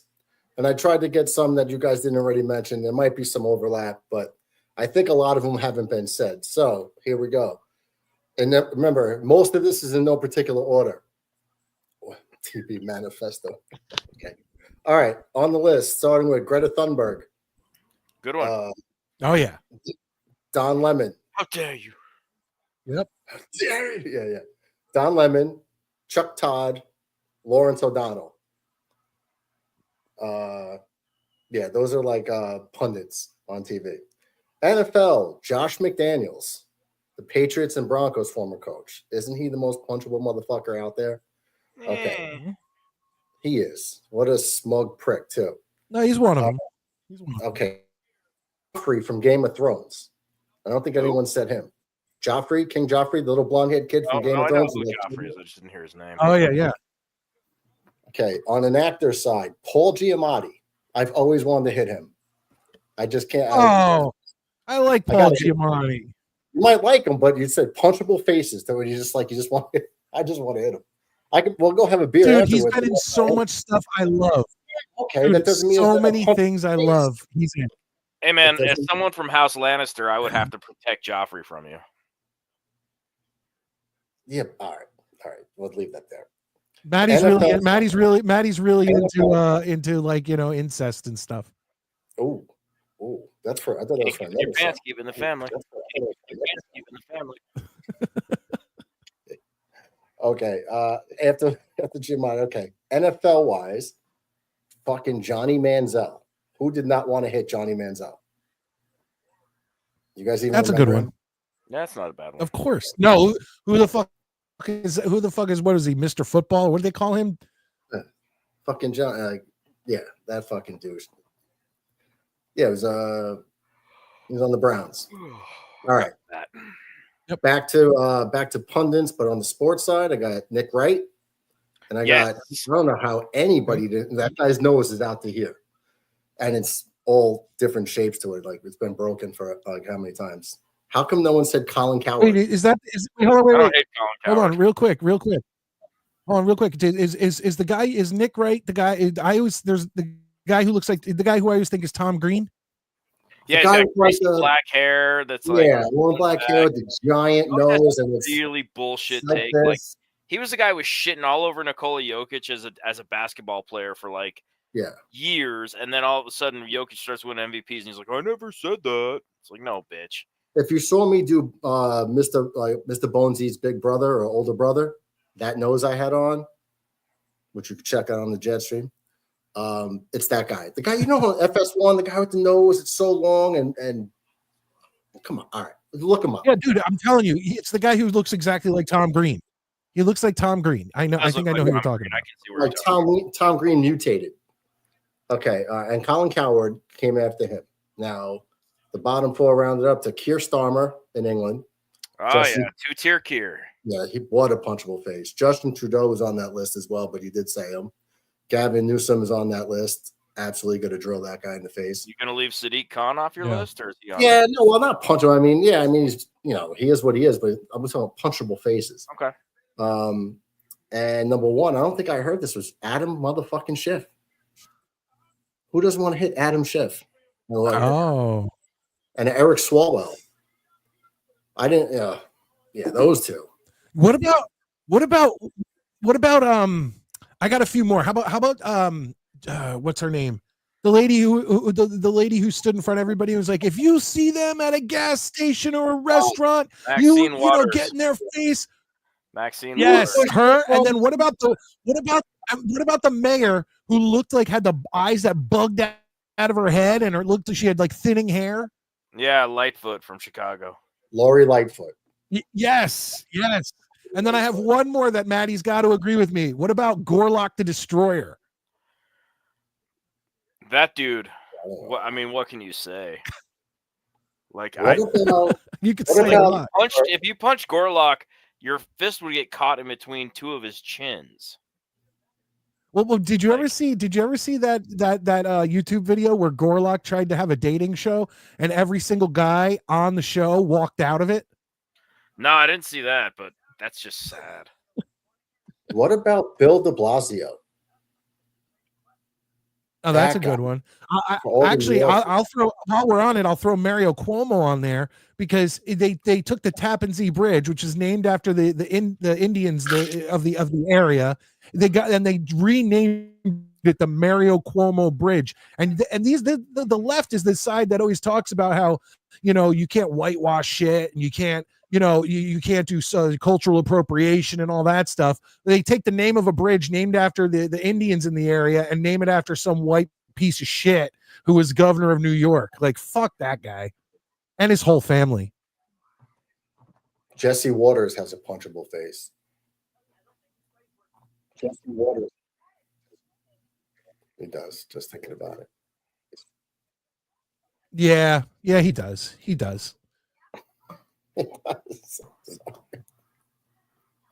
Oh, that's a good one, Jeremy Johnson. Zelensky. Yes. No, I'm just popping in. That's a good one. Oh, wow. Look at all these names coming in the comments. Let's see what Abe said. Hold on. Adam Gase, Max Kellerman, Ted Cruz, Pat Mahomes' brother, and Mark Davis. Mahomes' brother is a good one. Mahomes' brother, that's a good one. That's funny. I would like to add just anybody who is about to get their ass kicked and start screaming, "It's a prank, bro! It's a prank!" Yeah. Anybody who does that. Oh, what about that? What's that kid? Oh God, just the little guy, the streamer who starts shit with everybody. Jack Doherty. Jack Doherty. He's got bodyguards to protect him. I would like to see him get his ass fucking sent to the moon. Yeah. Oh, that's the guy who wrecked the cars and all that shit, and he's like a big old pussy. Total dickhead. Oh, what about that kid who literally, no matter how bad things are going for him, who's that young kid who goes on to all like the he goes on to all the political talk shows, and he's clearly paid for by the Democrats. Oh, yeah. Harry Sisson. Yeah. Thank you, Maddie. Yes. Yeah, that guy's just so dumb, dude. I guess he lives in Colorado. Oh, does he? So dumb. Because I guess he got kicked out of his brother's house for just like not letting shit like go. Like just constantly couldn't. And his brother's like, dude, I just can't. I can't live like this. You got to move out. Well, if he's in Colorado, Maddie, you now have your mission. Should you choose to accept it? Well, there's enough people from this show that apparently want to fight me, so. And as the great Scott's Doc Holliday said, see that on the screen, guys? Johnny Somali, that's a good one. That dude, yes. He did get hit in like South Korea. Those guys in Korea beat his ass. Beat his ass. I think twice. At least. Love it. Can't believe you said Maxine Waters. Everyone, please do me a favor. Hey, Abe, you hit it out of the park with this one because people are loving the punchable faces one. The comments just have been going the entire time. So I definitely got to give Abe credit. Of hate. Only it's turned into like 25 minutes of hate. Oh, Lane, Jim Carrey. Yeah. You know, the funny thing is Harry Sisson is probably the most likely to actually get punched in the face. Like on the probably not, because he doesn't go anywhere where like that could happen. Like he stays around people that agree with him. And there's another one, I forget his name, and he looks like he lives in a house with a gas leak, and he always does interviews. And I know what I'm talking about. And he always does interviews, and the minute he starts to lose, he gets like the saddest eyes, and he's just like, oh no, there's a guy, Destiny? No, him too, though. But I mean, his wife gets railed by like strangers, so whatever. Oh yes, Destiny. I know who you're talking about. That guy's such a dill hole. Scott Foster came in when I totally forgot about, but definitely skyrockets up this list. Shia LaBeouf. I don't got a problem with him. No, I know. I had it. Oh, I thought you meant that one. Face wise or anything, I don't. I do think it was hilarious though when he got all anti-Trump and put like he will not replace us or something. I don't know. He put something up and people kept messing with it, so he took it to like a flagpole in the middle of like nowhere, and the camera just faced up, so all you could see was like his flag or whatever, and people charted planes, figured out where it was, and came and tore it down anyways. I was like, the internet just cannot be messed with. Like, it was hysterical. I forget what it was, but somebody like it was literally, I mean, you couldn't see anything but the sky, and people literally were like charting flights, and they're like, okay, we know where this is. And they went and they fucked it up. It was hysterical. Ellen DeGeneres, that's a good one. I saw that one. Yeah. Pretty much anybody on The View. Yeah, I thought Bobby Saratoga. I thought about Joy Behar and Sonny Hostin. All of them on The View. And Whoopi. I don't know about Whoopi, but I used to love Whoopi. Whoopi used to be hysterical, man. But yeah. She used to live around the corner from us. In Queens. Hey, what's up, brother? What's up, fellas? Hey, here's the man himself who came up with this great topic. He's got the people list face list on. He's on a mission. Yeah, I'm glad I can be just a small part of this show tonight. Cool. How you been? Living the dream. Busy at work, 70-hour weeks. Oh. Fucking exhausted. Not the fucking dream, dude. No. Nightmares are still dreams. Fair enough. That's true. Man, I'm actually I'm going to go see. We gotta ask you, since you came up with the topic, and I saw you put a bunch of people in there. I saw you put a bunch of people in there. Do you have like a top, like when you put that in? Did you have like 5 people right in your mind right away to be like, oh, this is one? Pretty much. And some of it's like guys like Adam Gase. It's a combination of, if you look at him, you don't need to know anything about the dude. You just go, yep, I'm going to knock you into the ground. Then you have guys, Patrick Mahomes' brother, more because of his personality. You just want to knock him back into his mother's womb. And then a guy like Ted Cruz, taking like politics out of it, just looking at the guy, you go, yeah, I want to hit you. Like, forget about everything. If I saw him walking down the street, like, I'm gonna catch a charge, like an assault charge, just for no reason whatsoever. I could see that. He's got like a weird, like, swarthy boss hog look about him. And I like Ted Cruz. With Ted Cruz. Well, no. With Ted Cruz though, it's weird pictures that. Hold on. I look back at pictures of him before he had his beard. Before he had his Look, I'm sorry, I'm having trouble with the backstage. No, I know. But I look back at pictures of Ted Cruz before he got his goatee and his face. A little bit more street cred. He looked a little tougher. Yeah. Now I saw him on Hannity last week. I'm like, I just want to punch my TV.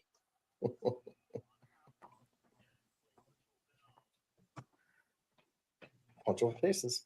Yep. A guy I don't want to punch. I'm trying to go pick him up right now and just bring him straight to Florham Park. My boy Aaron Glenn. I'll be meeting with him shortly out here in Detroit, and we'll make that shit happen. Are you really? Well, I am in Detroit. That's factual. Are you meeting with him? I know a guy that knows a guy that wants to talk to a guy that wants to have a beer with a guy that's next to a guy that knows Aaron Glenn. Almost like cousins. Yeah. Baseballs. Yeah. Yeah. We're like best friends. I have a source in the Detroit area I have two sources with significant New York Jets ties that I know I will not get in any conversation with Aaron Glenn, but I'm at least trying to put in these Jets people's ears to put into his ear what a great idea would be. Like Inception. Yeah. Yeah. Exactly. I'm with it. Dark Soldier now. It's good to see you, bud. Oh, yeah, I don't know, man. I would like to see that. I mean, I'm okay with it. I'm kind of to the point where I'm so spent on fucking sweating the Jets that I'm like, just do what you're going to do and then I'll react. You know what I mean? What I say means nothing to the Jets, just like Mike's rant about the fucking NFL games in England. I'm just like, just fucking sign somebody so I can either bitch about it or like it. I do think that it's like a new man's NFL where if you look at a lot of the top teams, a lot of the top coaches, they are former players.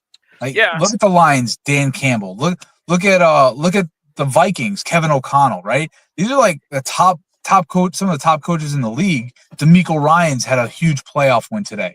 Now, a lot of these guys, I think it's a respect thing from a lot of the players where it wasn't always that way. I agree with you that the players can respect them because they've been where they've been, and I think that's huge. But I also, part of me, the one thing I'm feeling like is, do we really want another first-time fucking head coach? I hear you. I hear you, but what option may not be there? But it's one of those where I'm to the point with the Jets where I don't want them drafting quarterbacks anymore, and I want them to hire head coaches who've proven something somewhere, you know. But here's the thing: those coaches have lost their jobs, right? They're free agent coaches for a reason. Yeah, no, Burrow. You know, so clearly they got fired. Well, why are we interviewing that fucking guy from Carolina? Carolina, I don't know. Are you talking about Ron Rivera? Yeah, why? Like, okay, great. You went to the Super Bowl with Carolina, but then like you fucking were an absolute like garbage. I got no problem with interviewing a guy. You know, I got no problem interviewing, but what I'm saying is like we all know, like honestly, like why are they spinning their wheels? They know who they're really targeting. Like, so here's what I think. I think it's not only like let's see if this guy is the best coach for the job, but a lot of it also is they're bringing these coaches in.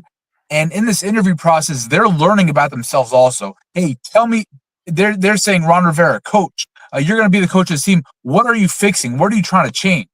Right? And he might give his opinions and they go, you know what? That I don't want you as my coach, but that's right what you said. Yeah, that's fair. I mean, it's I mean, you know what this is. It's a fishing trip is basically what it is. And I'm good with it. No, you're not wrong. Against the wall and see what sticks.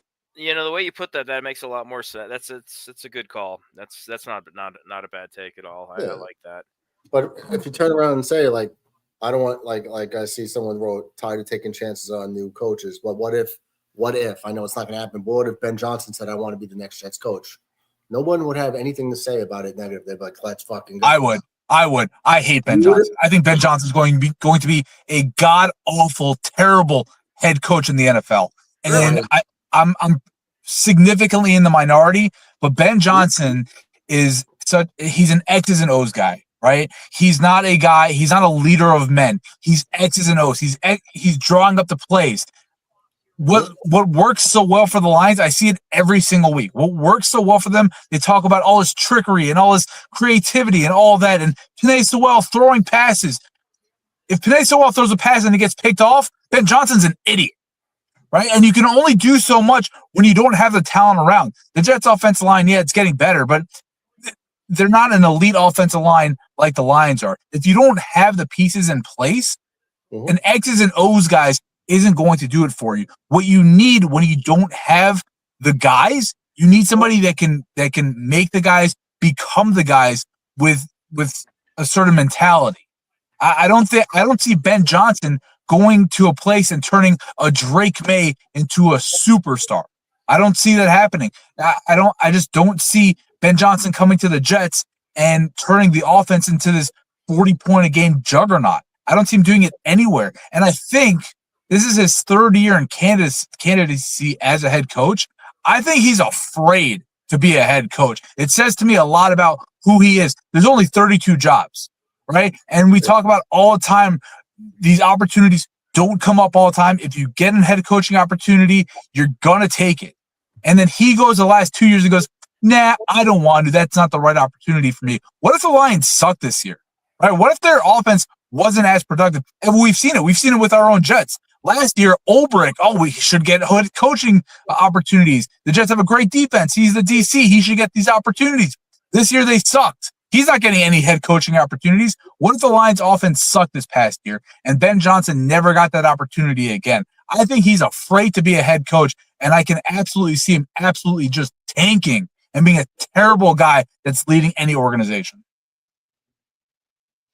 Well, he definitely has the pieces to work with in Detroit, but I mean, you also see places like Miami that have guys like Tyreek Hill, Jalen Waddle, Devin A-Chain in the backfield. They have offensive weapons, and they sputtered. They didn't play up to their potential at all. This year, offensively, they weren't too bad the last couple of years. This year was a rough year for them. They're not in the playoffs, but you have all these elite weapons, and like minus Tua missing X amount of games, they just, And that's why McDaniel's not a great head coach. He's a great offensive mind, right, but that doesn't necessarily mean you're a great head coach. I think, to me, for what I want in a head coach is a guy that's a tough son of a bitch that's actually going to hold people accountable. I want Vrabel, I want Brian Flores, I want Aaron Glenn. Those are the only three options they're on the table for me. I want to stick to the offensive side, but I'm totally okay with Aaron Glenn being the guy. If it's him, I'm totally cool with it. Well, real quick, let me ask Gabe this question because I didn't get to talk to him in a while. What were your thoughts there? Were you rooting for the Jets in that final game against Miami, or were you rooting for the tank? I always root to win. Always root to win no matter what. I don't care because at the end of the day, look at when we drafted Sauce Gardner and Garrett Wilson. Right? Sauce was the second corner drafted. Garrett Wilson was the second receiver drafted. Like, these things happen. So I don't think, like, let's tank and get the number 3 pick over the number 5 pick. Like, that's really going to format your entire organization. No, we get 17 games a year. Like, I want to win as much as possible. I don't want this losing crap. And especially the last game of the season, I don't want to have a losing taste in my mouth for the rest of the offseason. At least we go out on highs. At least we can build off that as a fan base. I agree 100%. Yeah. I feel like we're one of the only shows where pretty much all the people involved in the show are usually all for winning games regardless. Let things fall as they fall. I always say, let God decide where our draft pick is and whatever. Let it fall as it falls, because I would much rather just win a game, especially when the wins come so few and far between. Rooting for losing. You're not a fan of a team if you root for them to lose. Yeah, I just can't do it. I understand the idea of, we want a better draft pick. This draft isn't that fucking great, and I can't root against my team. I just can't do it. The biggest difference is when they lose, it doesn't hurt as much. Exactly. That's the plus side, is you're like, well, draft pick looks a little better, but I still would have rather won. Root for them to win every game. It doesn't matter. Hey, you're spot on. I mean, how many years in a row have we seen where the second quarterback that went number 2 outplayed the number 1 pick? Yeah, I mean, it's any number of, that like 28th overall pick is suddenly the best running back in the league. Shit happens. So many stars in the NFL are from second and third rounders anyway. It's like the only thing that would help is like draft capital if you're going to trade down. But in the grand scheme of things, totally agree.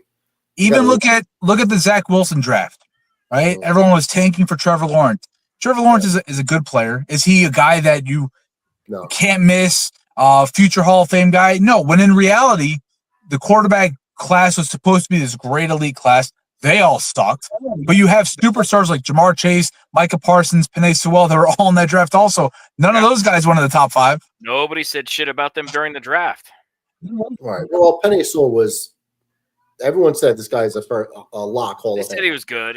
But no, he's a lock. This is the guy at tackle.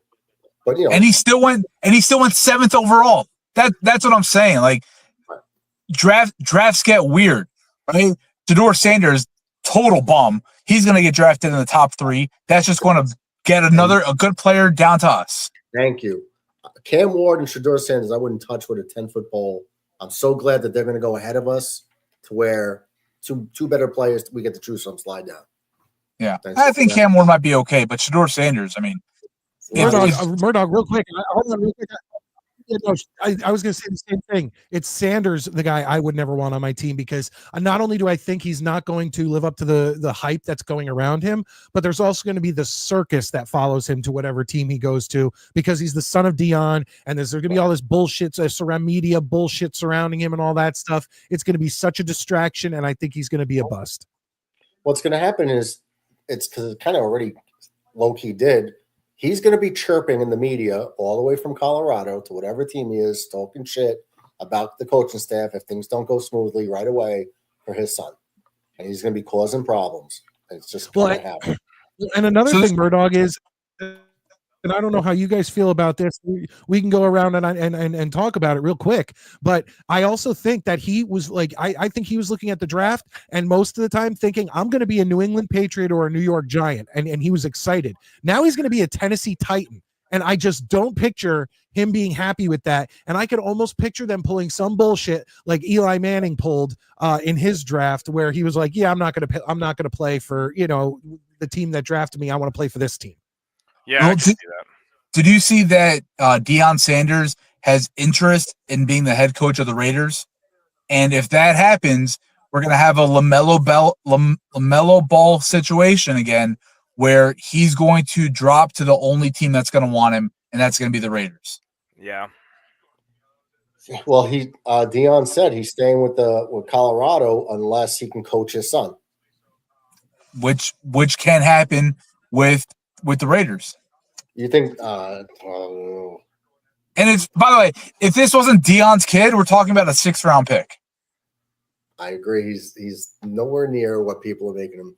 I don't think he translates to the NFL. I don't. He's mobile, but he's mistake prone. I don't know what all the fuss is about. I will be right back. Hold my calls. If you shake it more than twice, all right, real quick, I just want to point out.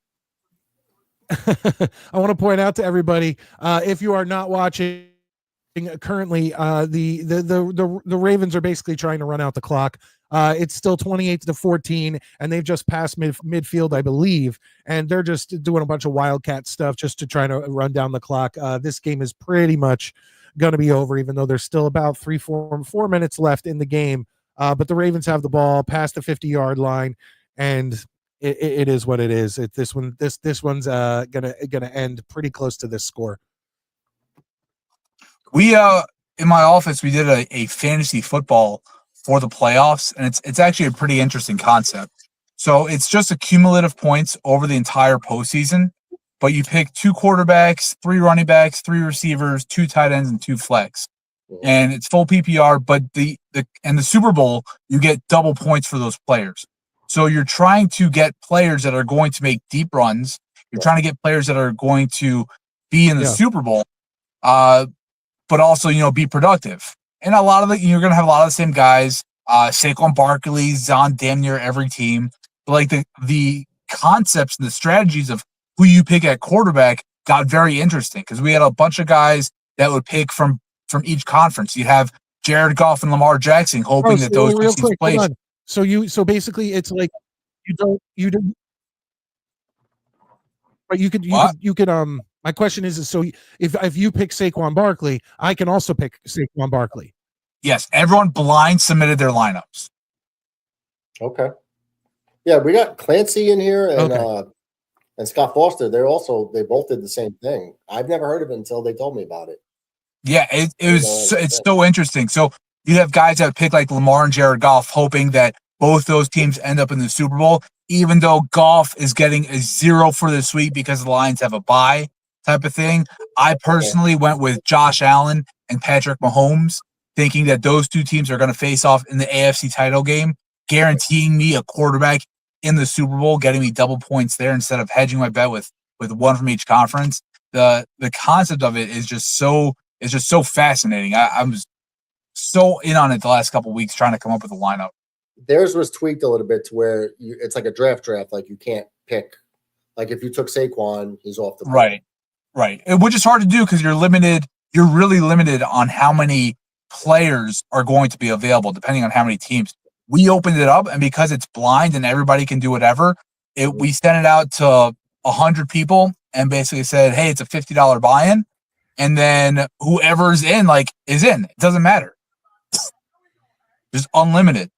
And so we have a massive pot now where it's going to get low investment and a high pot. It's going to be crazy. 100%. Yeah, I'd be interested in doing that. Yeah, that sounds that sounds pretty interesting. I kind of like the idea. Murdoch said that other people couldn't pick. I like the idea that Abe had, where you could just pick your lineup regardless of who it is.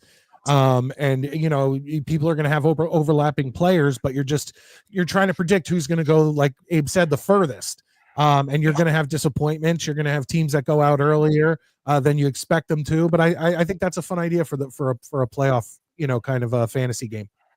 Like, for example, one of the guys drafted Ladd McConkey, and obviously the Chargers lost today, but got him like 35 points. That might be the same amount of points as Nico Collins puts up in two weeks.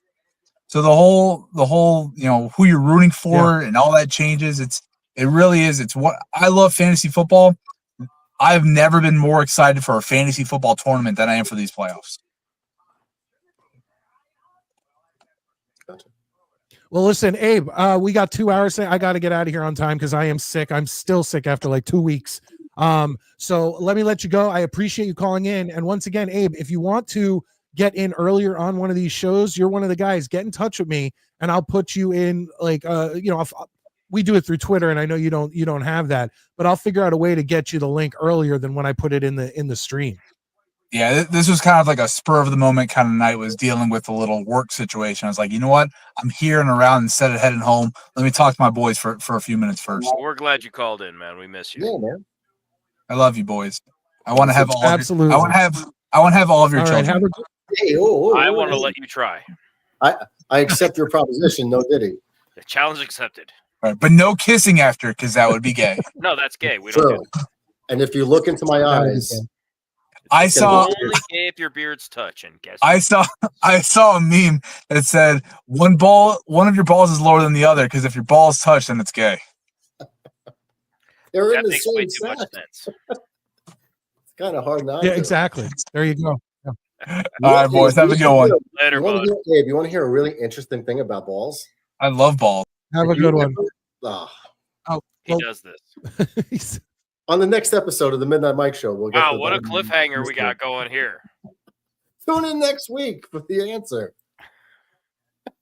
Next week, all balls. The Balls Show. Real quick, we got some time left on the show, and we have someone who's coming in. I'm sure that he's going to give us the people he'd like to punch. It's the Lane Train. How you doing, Lane? Man, Lane, how are you, buddy? Welcome back, Matty Jets. Hey, brother. Murdoch, and Midnight Mike. Yeah, I have a lot of questions. Yeah, I mean, I actually think that the Jets played well. Let me see. Yeah, I mean, I heard you were talking about the game today. Do you know who won? What, you mean last week, right? Last week. Yeah, Do you think the Jets played well in the final game? absolutely, I Well do. enough to I think that win. I Rodgers mean, had a great game, and if that's the last thing we see of Aaron Rodgers in a New York Jets uniform, then it'll be a See, nice this memory is to have. yeah, thank you. This is who I think the Jets should select to be a coach. You go for maybe like Flores. Do you see him No, doing it, or maybe somebody else? Who else do you think the Jets could hire? McAfee, or maybe Adam, or somebody else, or Rex Ryan? I really think See, I'm Rex not Ryan arguing is a about it. factor. I genuinely think that Rex, especially with his energy and everything else, could go in there and just win Woody Johnson over. And I mean, honestly, again, we've said this before. Rex seems to be the only guy I who know. wants the job. Yeah, I mean, genuinely has said, "I want the job." Like everybody can interview for it. I mean, shit, you got nothing to do on a Saturday, you're gonna go interview. Rex Yeah. Ryan has been like, "I want this job," so I don't think you can count him out. And so who won today's game? I mean, I didn't really see it. earlier today the Texans won, and the Yeah. Ravens are about to beat the Steelers. I think I want the Ravens to be in the Super Bowl versus the Chiefs. That's what I want to see them play. it's impossible. They would be in the AFC Championship. Yeah, Yeah, they'd I be mean, in the AFC Championship. they like make it to the AFC Championship. It's gonna be hard though. The next round, the playoffs haven't like started yet. No, the I playoffs know. have started. That was Yeah, I today. know. But Lane, I have a quick question for you. Yeah, my top Why five. why are you number 2? Why does it say 2, the Lane train? I don't know because I took out the BCH. I actually took it out. The BCH? Yeah, Yeah. the bad word that somebody put in. Oh, Yeah. yeah, you got hacked or I did it something. my. didn't you? Yeah, that's what happened. A month, like I don't know why it was. Yeah, I remember that. Yeah. Well, I'm glad you got rid of that, dude. I don't know who did that. I don't even know how you could do that. Well, What's Lane, really strange to me is why would somebody do that in general? Yeah. It's way too much Do work. you know why? I'll tell you why. Because they're animals. You're not wrong. Lane, well, we're pretty sure somebody has access to your account, right?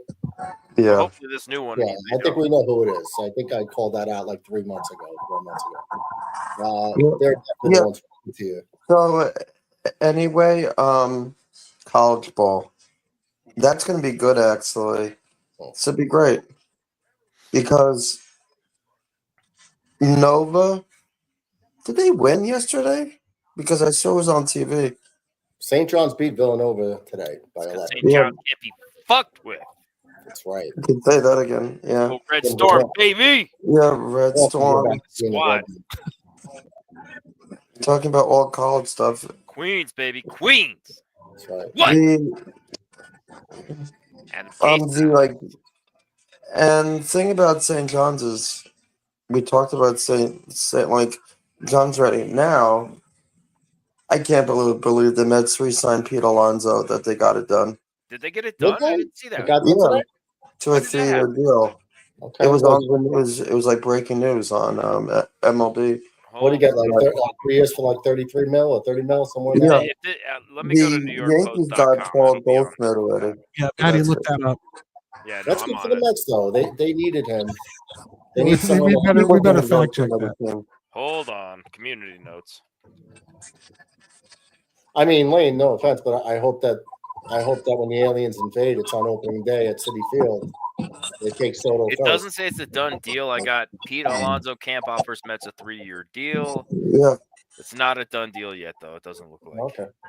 But it looks like both sides really want it to happen. So we'll see what happens. I mean, hopefully. I mean, Oh, hopefully. It'd be great if they did, Well, there but I you don't go. know. I That think would Well, be hard. Lane, real quick, do you have, we've got past the 2-hour mark. I don't know if you heard, Yeah. but I am battling a cold, so I've got to call Okay. it soon. But if you All have right. anything else, otherwise, I space. really appreciate you calling in. Yeah. Yeah, and I just have to say that you move hopefully that we'll see what happens in the playoffs. Okay. So thank you for taking my Excited call for and tomorrow's feel games better. too. Lane, Yeah. before you go, who do you got in tomorrow's NFL Thank you, playoff? Lane. What I have in tomorrow's NFL game. I don't even know who plays tomorrow. Okay, get with us or shoot us a thing on Twitter then. Oh, it's the Ravens tomorrow. I know it. The Ravens are playing right now. They win, it's gonna be good. Maybe Denver, is it Buffalo. Yeah, I think Denver is. Yeah, Really? I hope they win tomorrow. All right. I don't want to All right, I'll let you go. All right, buddy. Be good. Lane, I might do the game tomorrow. I hope I see you. You call in and come hang out with me. I can see. Okay. Thank you for taking my call. See you, buddy. All right, brother. Always good to see you. Bye. See you later, brother. Bye. Thank you, Always a Lane. good We, time to appre- hear from Lane we Train. appreciate it. All right, guys. It's always I always really fun to don't- hear from I him, can't especially when believe somebody hacked you his say account. one thing, you're like, "Hey, Lane." You know, Like just to no, it's fuck not with him, hacked. that's so lame. It's not hacked. Somebody messed with him though. That's not right. Lane's a good guy. No, I think there's someone messing with him. It's not hacked. I think Lane kind of gave him permissions. I don't know. Regardless, already I like him answered. better than I like you two assholes. I agree. I like him better than I like myself too. Well, Like me, right? No, I like talking to Lane because you never know where the conversation's going to go, because he'll be like, yeah, Pete Alonso got signed. Didn't happen, but Pete Alonso got signed. Oh, really? That happened? Yeah. And you know what? I think when the playoffs start, I think it's going to be good. And you're like, wait, what? It's you have to keep on your toes with the Lane Train. You got to be ready to go back and forth. You know what? I like the Lane Train. He's got a good heart, and he's. I was about to say that. He's definitely what I like about him is Yep. he's a member of the community, win, lose or draw, and Lane's got a good heart, and that's the most important thing. I mean, how many people can you say? I Absolutely. mean, I can't say anyone on this fucking screen right now has a good heart. So he's got all three of us beat. Absolutely, he does. No arguments here. Yeah. So, but no, I always say I do like how you always have to keep on your toes, because you never know what Lane's gonna pull out of his back pocket. Eventually, Lane is gonna break one of those big stories that we're too busy fucking around talking shit to each other. Like if Pete Alonso signed like 20 minutes ago, and Lane was right, I'd be like, "Fuck yeah, dude! Way to break that story, Lane." So sooner or later, not only that, we're sitting here. We're sitting here talking about we're talking about punching like Dylan Mulvaney in the face, and he's like, "Hey guys, Pete Alonso got signed." Meanwhile, Lane has got his finger on the pulse and fucking makes us all look like fucking amateurs. Fucking breaking news. I would have loved to hear Lane's list. That would have been great. That would have been a very interesting list. But you know what? He probably doesn't have one. People that he wants to put down. Like Lane's too nice. He probably doesn't have one. He's too nice. Like, I want to pulverize people's faces with a brick just walking down the street. I think Lane's got too nice. Got too good a heart. He'd be like Lane would give you his top 5 people that he would like to help be better people. Right. And because he really is. He's got a heart of gold, and I love the kid. So Lane is a national treasure. He's like a philanthropist. He truly is. Like Lane is like, if I'm the reverse Flash, Lane is the Flash. He's all good. Here's what I can tell you about Lane. I've seen Lane on many shows. And what I can tell you for 100% fact is every time Lane calls into any one of them, everybody is instantly happier. I agree with that. The joy in the chat is there on camera. It's fun. Everyone's smiling. Good soul, good kid. I have to come clean. I love seeing Lane everywhere. I really don't watch any other Jets content creators anymore. I don't watch anything, with the exception of Ian at Jet Central, and that's only if it seems like there's something interesting going on. I watch this show when I'm on it, and I call into your show, and otherwise, I just watch the fucking whatever podcast on YouTube all the time, where that guy just calls all those chicks who do OnlyFans hookers and bimbos all day. And that's pretty much the menu. And you know what? I'm better for it. Dude, that show's so funny. Like, it's so, like, just the people he has on that show are so vapid. Murdoch, have you seen that? Which one? The Whatever podcast? Yes, when they always have those girls. Yeah, like, he just has some of the, like, most awful people on there. Yes. And like, I ain't seen the man unless he's got I like literally millions will in just his put bank that on account. and play Astrobot for fucking hours. And Yeah, I look- regret nothing. But I don't watch any Well, the Jet funny Talk thing is that Maddie and Murdoch. No, but he has all these like you said bimbos on the thing, and then they're wondering why they can't find a man to settle down with or get married or whatever. And he's like, you don't, and he'll just be honest with them, and he'll say, you realize that no man wants to date an OnlyFans whore. We can't bring you home to our mother. You know, we Yeah, can't like- do that. And then they're all shocked. They're all like, what? By the way, Lane Men commented. don't want next week girls who softball slept is with later than 50,000 guys? Yeah, it's just, but it's so, the funniest part is when they get mad and storm off, and I'm like, this show's been around for like 3 years. How did you not know what was on the menu? Like, you're on the show with like Charlie Kirk. Yeah, What how do did you not think know he's what's gonna coming? Fucking say to you. You know what's funny that these girls on those shows don't understand is that they definitely got the short end of the stick. Well, maybe they got the long stick, but their sexual history is reflected on their beef curtain. And that's just a fact. I'm not going to even go there. All I'm going to say push is back. what it is you get the quick fix and the instant gratification of a lot of money and some low-level celebrity. But the problem is that you're not 21 forever. You're not 21 forever. All of a sudden, you know, you're an adult and you realize that your values have changed, what you want out of life has changed. And like, I'm sorry, but you know, I mean, it would take, I would say this.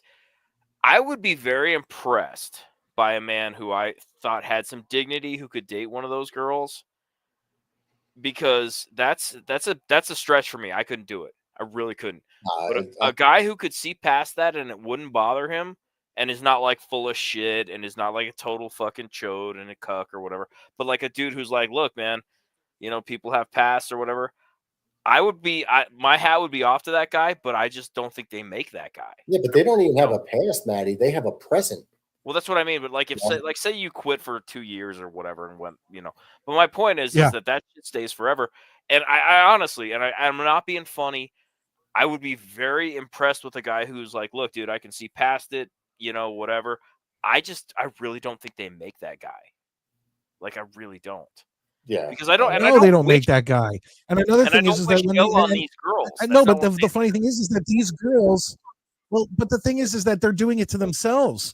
And the thing is that they're like in 50 years, in 50 years, there are going to be more children who can watch their grandmothers fuck online than in any generation you've ever seen before. Wrong. I get that, but what I'm saying is that how many dumb shit decisions did we make when we were 20, 21, 22 that just didn't get recorded because cell phones didn't have cameras then or anything else?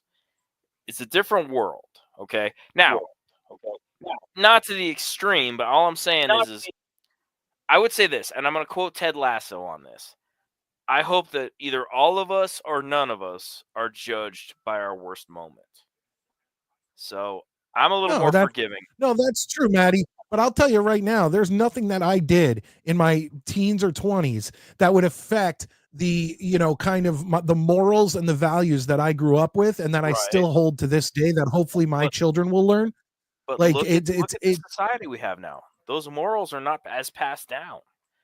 I'm just saying, and again, I don't approve of it or anything else. I'm just saying, I hope that those young ladies can find some happiness in their later years too. Like, I genuinely do, because I think they've been misled. I think there's a lot of girls who get, because there are dudes who are scuzzy predators who find those girls and yeah, they're like, look, you're going to make a lot of money, but so am I, who are taking their cut.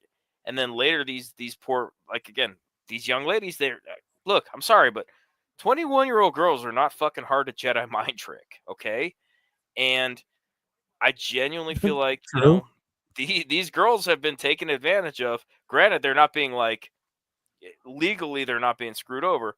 I just hope that some of these girls can come out of this okay, because they're too dumb to know what the hell Some. they're doing. Yeah, not all. Some But some go on there with this attitude some where just need it's like you just I get the agree. fuck out I of agree, here. But they're I don't wish anybody ill in that regard, especially when you see them and you're like, you have been lied to so bad and you don't know any better because all you see is you made $15,000 in a month. So I'll leave it at that because I don't want to be all preachy and shit, and we're already 10 minutes over. Yeah, that's fine. No, it's just the thing is that what they don't realize, Maddie, the last thing I'll say is the last thing I'll say is that they don't realize that the amount of money that they're making isn't worth it in what they're actually selling and what their future will what they'll have in store for them in the future, which is no guy who wants to marry them, probably several children with several different guys. And then the fact that their children are going to grow up where you know that their friends, when they get into middle school and high school, are going to be like, hey, you want to see your mom, or you want to see your grandma? It's like I agree. They're just they don't get it. Really it's going to take a generation.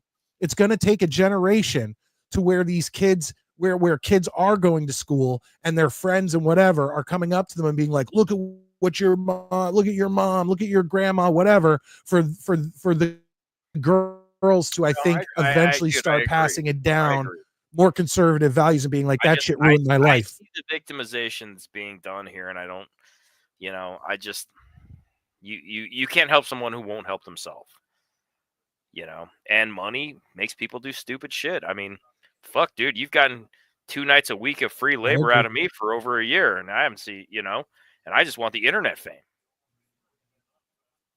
My OnlyFans is in the red every fucking month. Well, there you go. But you know what I mean. That said, I think we should call it a night. Let's end this. Like I said, removed his soul. Murdoch's like, I love OnlyFans. I love that. That's because Murdoch already has his OnlyFans up, and Murdoch's already sold his shit all over the internet. And Murdoch's on another screen with like 3 OnlyFans tabs open, being like, I'll drop the OnlyFans now. If it posts, I don't know. Right in the comment section. Jesus Murdoch's going to be on the Whatever podcast next week, so check it out. That would actually be, you know what though? I would watch Murdoch on the Whatever podcast. Because he has like a dude who goes on there too to talk about stuff, and I think that's important because I think that you can't have one dude and like 6 internet hookers and have any kind of conversation. I'm qualified. But if hey, wait, real quick before we go, how about this crazy fall? No, how about this crazy fall of the Haktua girl? Like, what the fuck, man? Dude, she I'm just sorry, got but if completely destroyed. Put a bunch of money on a Bitcoin, which is imaginary money anyways, for a chick who got famous for being outside of a bar talking about blowjobs, I have no sympathy for you. You're a fucking moron. No, I have no sympathy for the people who lost money, but legally she could get in some shit. Nothing's gonna happen, dude. Nothing's gonna happen to her. Because any lawyer worth his salt will be like, look, this is a volatile market. My client went into this with the best intentions, which she probably did. I don't think she went in there trying to rip anybody off. It just blew up in her fucking face. No, but the people behind it, she didn't. But the people behind it definitely, I feel like, pulled some shit. Well, then any lawyer will be like, dude, my client has nothing. Like, she just tried to fucking do something for people and it blew up. But again, any judge who so I'm sorry, but judges have gone to a lot of school. If I'm on that bench and I'm like, oh, let me get this straight. All of you. You sunk a bunch of money into imaginary money from a girl who's famous for talking about spitting on somebody's wiener. I'd like you all to get the hell out of my courtroom right now and make God have get mercy. the hell out right now. Like, that was just there you go. Yeah, but that whole situation is. They were getting her on concerts to sing, and like, why was she made famous? Because that's our culture. You know what I mean? It's dumb, but that's what people like. I mean, people think it's funny, and that's fine. I'm not even mad at her. I mean, honestly, if you give me my 5 minutes of fame, because if they caught me like taking a shit down a sewer grate, and all of a sudden I'm the sewer shitter, and the Mets want me to throw out a first pitch and fucking people want to interview me, I'd be like, fine, all right. Look, I had diarrhea. What do you want? Yeah, but hold on. Time out. There is a difference, Maddie. There is a difference between having someone, random person, throw out an opening pitch. But the Mets were sitting there in their boardroom, and they were like, "Hey, that girl who talked about spitting on penises, drunken outside of a bar, we need to get her to throw out the first pitch on like family night." Like, what are we doing here? That's our culture, dude. It's not a good thing, but there you have it. that's Look at just the top crazy selling to me. songs on iTunes. We have shitty taste. Not we. I don't know. We've gone way off the fucking rails. Murdoch looks like he wants to kill himself. We should all just call this and fucking. Are you gonna do the Broncos game tomorrow? Well, the Jets season's no, over. we are. The suicide is off the table since the Jets season already. Right, yeah, already that's ended. already done. Are you doing the Bronco game for DB tomorrow or no? Or do I hope so. Potentially. All right. Well, if you do, I'll probably call in. I do not promise sobriety, but I never do. That would be early. Wow. That's like what, 10 o'clock in the morning? Oh, no. Yeah, 11 10 o'clock. 11? Yeah, look, motherfucker, I pay my bills. I'll drink what I want. I didn't know you were a morning drinker. Okay. There you go. I'm up. It's time to drink drinker. There you go. Well, spoken like an Irishman. And like I say, you heard the story about how I found out I was Irish. So. Yeah, if I'm awake, I'm a drinker. Yeah, there's V8 in the fridge, and it's not because I'm healthy. It goes with Bloody Mary. Yeah, it's a little Tabasco, and I throw pepper in them. Bloody Marys are good with pepper. You know what's really good in a Bloody Mary though? Disgusting. If you haven't done this, is throw a little A1 in there. That sounds crazy, but man, it gives it a good taste.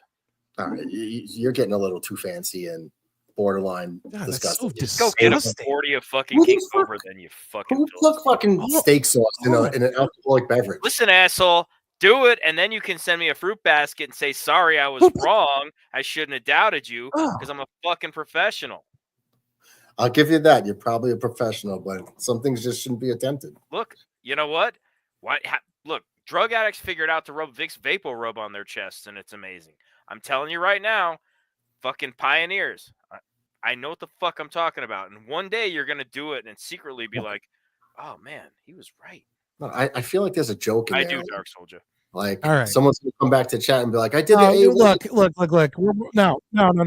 You guys are making me sick. You guys can enjoy all of your English cigarette like drinks, but I don't play that crap. You just pull out the vodka, pull out the whiskey and enjoy yourselves. Maybe put a few rocks in there, enjoy yourself, or have a beer. Don't be drinking no Bloody Marys. That's disgusting. And that's for old women at brunch. Like, it is what it is. Murdoch hopefully will be coming. Murdoch will hopefully be coming. I'm hoping if you do the Broncos stream that DB comes on the show. I do hope to see that. But anyway, Murdoch, did you hit 100 yet? No. Guys. Stuck on 99. I don't know. Guys, we need to get Murdoch. Murdoch is one away at the _Jet stream. Put it in there. One away from 100. Guys, help him out as soon as we sign off of the show. Subscribe just to fuck it up. I offered hugs. Like tomorrow morning, I'm getting up and unsubbing. In fact, as soon as it hits 100, I'm unsubbing just to be that guy. Okay. No, that is a pain in the ass, dude. Like it doesn't affect me now because I have like the subscriber count in like whatever. But I remember trying to get to certain milestones, and you get to it, you get to 100 or you get to 500, and then all of a sudden something happens and you're down to 498, and you're like, what the fuck? Like, just get me over. Just get me to like 503 so that I can. Yeah, I'm trying to ultimately at least get 500. To have the channel keep going, but fuck, I'm like, come on, 100. I think you're about to get your 100th right now. Dark Soldier says he's Dark Soldier in the house. I'll do it. I want to see it. We'll get the Jets chant real quick. Make sure if Dark Soldier's doing it right now, check it, Murdoch. Check it. Oh, DB, I got a sub to your channel from DB. When DB pointed him out, thank you, DB. A sub to whose channel? Your DB dropped 5 subs in your channel tonight. Yeah, you didn't even say anything because you're. You didn't even say nothing. I was gonna look it up. I did on the not phone. see that. Are you serious? What are you doing with your fucking life? Holy shit! I did not see that. Hold on, guys. Before we head out, hold on. Let's do this, guys. He gets the Jets chant. There we go. Hold on. No, hold on. Jets. DB94, channel member and moderator of the channel. Oh, you got 100 subscribers. 5 Midnight Mike so gifted channel membership. When does it change? Does he? I'm looking at it right now. It's 100. Check it. Right, let me reload it. Do we have champagne? Refresh. I will. Do we have like anything to pop? I don't personally have champagne, but I'll take a drink. Do you see it? 100. Thanks, Dark Soldier. 100. There we go. Hey, you should probably hey, you should reload that. You should reload that. Reload it. I did. Reload it? Oh, what are we at? 101? Do it again. Oh, here we go. Do it again. Oh. Still 100. Hold on. Do it again. I'll reload it. Let's see.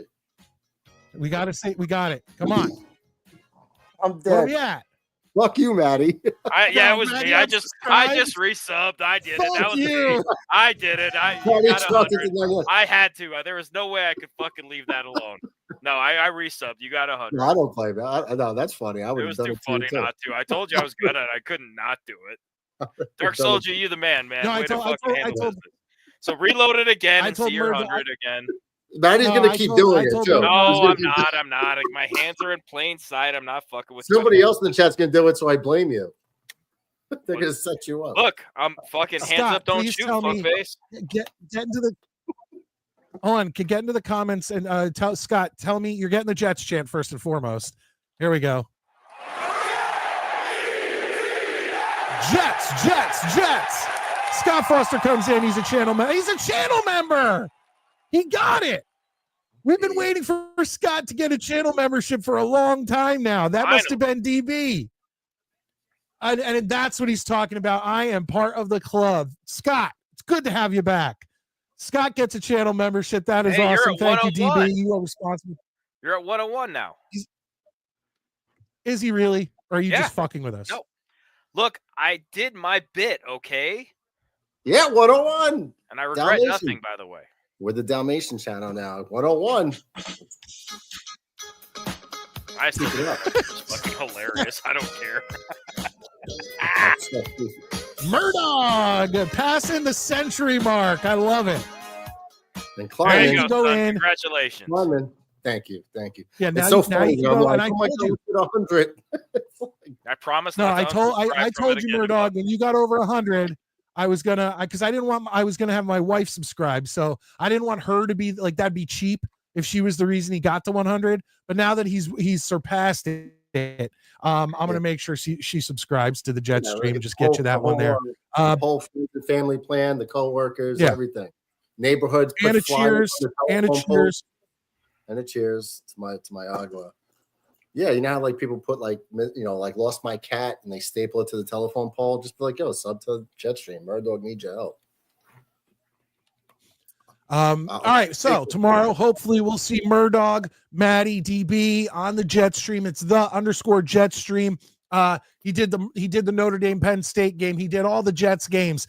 He's done some Yankee games. He's hopefully going to be doing the Bills Broncos tomorrow and more going forward. So Murdog, thank you so much for being on and being a part of the Midnight Mike Show, and we'll see you on Tuesday night. Love you, boys. Love you, Chad. See you, brother. I'll see you in the morning, I'm sure.